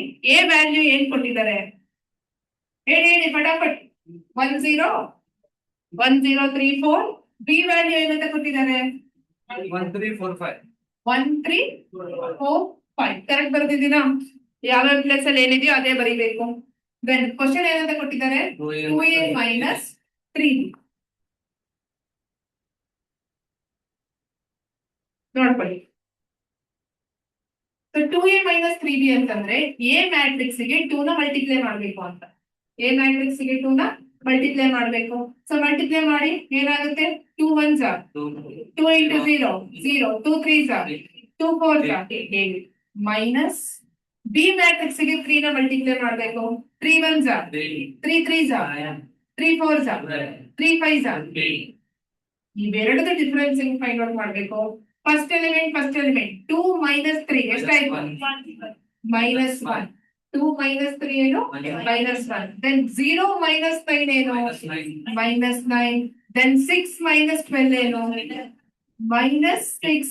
Then 8 minus 15 ಏನು? -7. ಅರ್ಥ ಆಯ್ತಾ? ಇವಾಗ ಎಲ್ಲಾ ಕಡೆನೂ ಮೈನಸ್ ಸಿಂಬಲ್ ಇದೆ. Can I take minus symbol outside? ಹೊರಗಡೆ ಬರೆದ್ಬಿಟ್ಟು ಮಿಕ್ಕಿದವೆಲ್ಲ 1 9 6 7 ಅಂತ ಬರೆದ್ಬಿಡ್ಬೋದಾ? ಆಪ್ಷನ್ ಇದೆಯಾ ಅಲ್ಲಿ? ಹಾಗಾಗಿ ಇದು ಗೊತ್ತಾಯ್ತಾ ಹೆಂಗ್ ಮಾಡಿದ್ವಿ ಸಬ್ಟ್ರಾಕ್ಷನ್?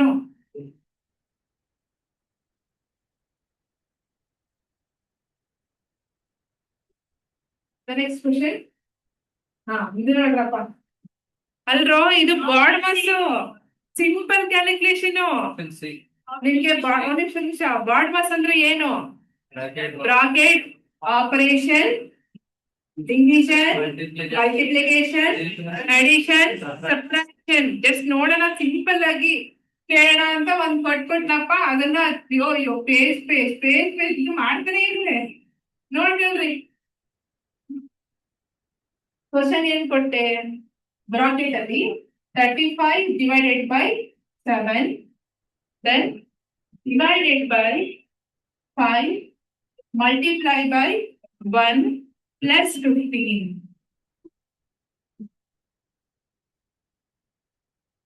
ನೋಡ್ಕೊಳ್ಳಿ. ಈಗ ಬಾಡ್ ಮಾಸ್ ರೂಲ್ ಪ್ರಕಾರ ಬ್ರಾಕೆಟ್ ಒಳಗಡೆ ಇರೋದು ಫಸ್ಟ್ ಸಾಲ್ವ್ ಮಾಡ್ಕೋಬೇಕಲ್ವಾ? ಬ್ರಾಕೆಟ್ ಒಳಗಡೆ ಯಾವ್ದಿದೆ? 35/7 ಇದೆ. What is 35 divided by 7? 5. ಇಲ್ಲೇನಿದೆ? ನಾವು 5/5 ಏನಾಯ್ತು? 1. 1 into 1 ಏನಾಯ್ತು? 1 plus 15 ಏನಾಯ್ತು? 16. ಅದ ಆನ್ಸರ್. ಕೆಲವ್ರು ಏನ್ ಮಾಡ್ಬಿಟ್ರಿ ಗೊತ್ತಾ? ಏನಪ್ಪ ಇದು ಸಿಲೆಬಸ್ ಅಲ್ಲೇ ಇಲ್ಲ, ಏನೇನೋ ಮಲ್ಟಿಪ್ಲೈ ಮಾಡ್ತಾ ಇದ್ದೀರಾ, ಇಲ್ಲಿ ಇಲ್ದೇ ಇರೋ ನಂಬರ್ ಯಾಕಪ್ಪ ಮಲ್ಟಿಪ್ಲೈ ಮಾಡ್ತೀರಾ? ಹಾ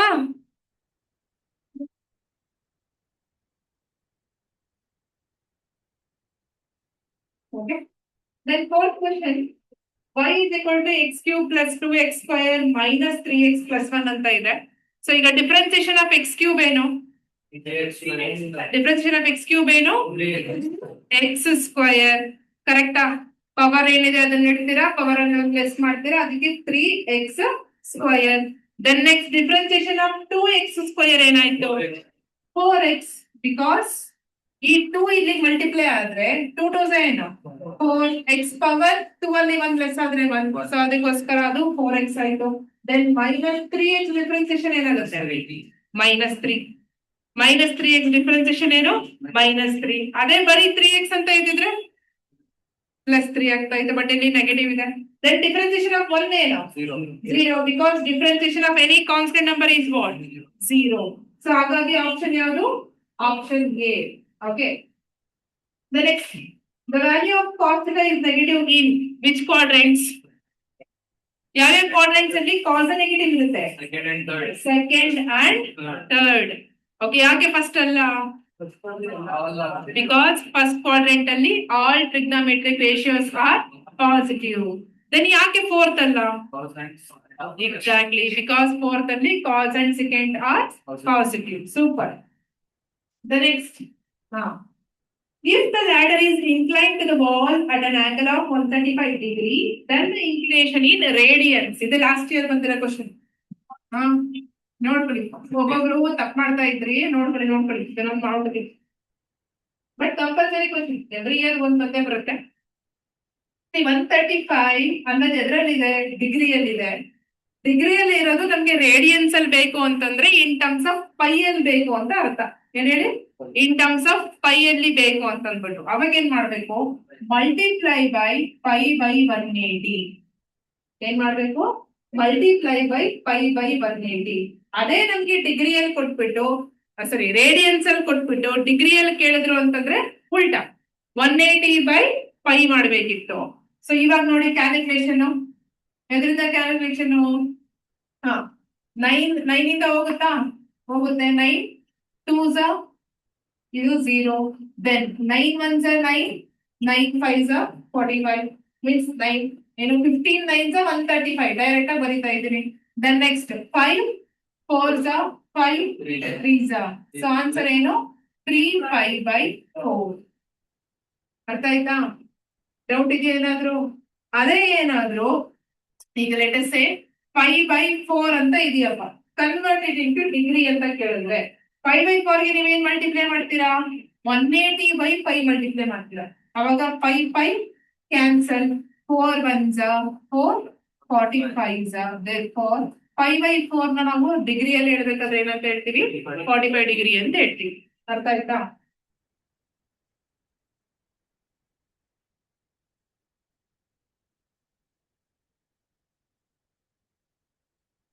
The next correct question. Cos theta is negative and theta lies in third quadrant, then sin theta is ಅಂತ ಹೇಳ್ತಾ ಇದ್ದಾರೆ. ಏನಾಗಿರುತ್ತೆ? ನೆಗೆಟಿವ್ ಆಗಿರುತ್ತೆ. ಸುಮ್ನೆ ಅಲ್ಲಿ ಎಕ್ಸ್ಟ್ರಾ ಫಿಟ್ಟಿಂಗು ಡೈರೆಕ್ಟ್ ನಾನು ಕೇಳ್ಬೋದಿತ್ತು. Sine theta in third quadrant ಏನಾಗುತ್ತೆ ಅಂತ ಕೇಳಬೇಕಿತ್ತು. ಬಟ್ ನಾವ್ ಏನ್ ಮಾಡಿದ್ವಿ? ಫಸ್ಟ್ ಕಾಸ್ ನ ಕೊಟ್ವಿ. ಇವತ್ತು ಯಾಕಂದ್ರೆ ತಲೆ ಹುಳ ಬಿಡಕ್ಕೆ ಕಾಸ್ ಥರ್ಡ್ ಕ್ವಾಡ್ರೆಂಟ್ ಅಲ್ಲಿ ನೆಗೆಟಿವ್ ಇರುತ್ತೆ, ಸೈನು ಏನಾಗಿರುತ್ತೆ ಥರ್ಡ್ ಕ್ವಾಡ್ರೆಂಟ್ ಅಲ್ಲಿ ನೆಗೆಟಿವ್ ಇರುತ್ತೆ. ಸೊ ಹಾಗಾಗಿ ಆಪ್ಷನ್ ಯಾವುದು? Option A. Next 8th question ಗೆ ನಿಮಗೆ ಹೆಂಗಿದ್ರೆ ಕ್ಲಾಸ್ ಅಲ್ಲಿ ಮಾಡ್ಸಿರೋ ಪ್ರಾಬ್ಲಮ್ ಅದು. ಟ್ರಾನ್ಸ್ಫಾರ್ಮೇಶನ್ ಫಾರ್ಮುಲಾ ಯೂಸ್ ಮಾಡ್ಕೊಂಡ್ಬಿಟ್ಟು ಮಲ್ಟಿಪ್ಲಿಕೇಶನ್ ಅಲ್ಲಿ ಇರೋದನ್ನ ಪ್ಲಸ್ ಫಾರ್ಮೆಟಿಗೆ ಕನ್ವರ್ಟ್ ಮಾಡ್ಕೊಂಡು ಇಂಟಿಗ್ರೇಷನ್ ಮಾಡೋದು. ಓಕೆ, ಅದಕ್ಕೆ ಹೆಂಗಿದ್ರೆ ಸೊಲ್ಯೂಷನ್ ಡೌನ್ ಆಗಿದೆ, ಆಮೇಲೆ ಕ್ಲಾಸ್ ನೋಟ್ಸ್ ಮಾಡ್ಸಿದ್ದೀನಿ ಅದನ್ನ. 9th ಕ್ವಶನ್ ಆರಾಮಾಗಿ ಹೇಳ್ತೀರಾ. What is the integration of x power 4? x power 5 divided by 5. Then minus symbol as it is. What is the integration of 1 by x? Log x. What is the integration of cosecant square x? Minus cot x. Then what is the integration of e power minus 2x? Already minus ಇದೆ. So minus into minus ಏನಾಗ್ಬಿಡುತ್ತೆ? Plus ಆಗ್ಬಿಡುತ್ತೆ. e power minus 2x divided by ಏನಾಗುತ್ತೆ? minus 2. So already minus into minus plus ಆಗಿರೋದ್ರಿಂದ ಬರೀ 2 ಅಂತ ಬರೀತಾರೆ. Then what is the integration of cos x? What is the differentiation of cos x? Minus sin x. Differentiation of cos x ಏನು? Minus sin x. Integration of cos x ಏನು? Plus sin x. What is the integration of sin x? Minus cos x. Then 10th question ನೋಡಿ. sin x divided by 1 plus cos square x ಅಂತ ಇದೆ. ನೀವೇನ್ ಮಾಡ್ತೀರಾ? sin x ನ convert ಮಾಡ್ಕೋತೀರಾ. ಹೇಗೆ? 2 sin x by 2 into cos x by 2. Then denominator 1 plus cos square x ಅಂತ ಇದೆ. What is 1 plus cos square x? 2 sin square x by 2 ಅಲ್ವಾ? Class ಅಲ್ಲಿ ಮಾಡ್ಸಿದೀನಿ ಪ್ರಾಬ್ಲಮ್ ನೋಡಿ, ಕ್ಯಾನ್ಸಲ್ ಮಾಡ್ಬಿಟ್ಟು ಲಿಮಿಟ್ ಅಪ್ಲೈ ಮಾಡಿ. So it's all about test discussion. ಮಾಡಿದ್ವಿ ಅಲ್ವಾ? ಹೇಗೆ ಅನ್ನಿಸ್ತು questions? Easy, moderate or too difficulty? Moderate. First stage moderate, good. ಇದು ಫಸ್ಟ್ ಟೆಸ್ಟ್ ಅಲ್ವಾ? ಸೊ ಅದಕ್ಕೆ ಮಾಡರೇಟ್ ಆಗಿ ಕೊಟ್ಟಿದೀವಿ. ನೆಕ್ಸ್ಟ್ ಸ್ಟೆಪ್ ಅಲ್ಲಿ ಪೋರ್ಷನ್ ಬರ್ಕೊಡಿ. Next test portion.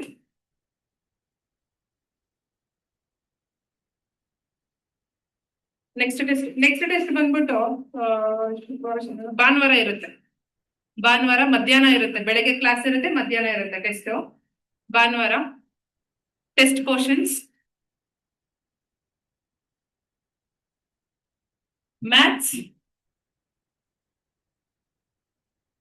Matrix chapter,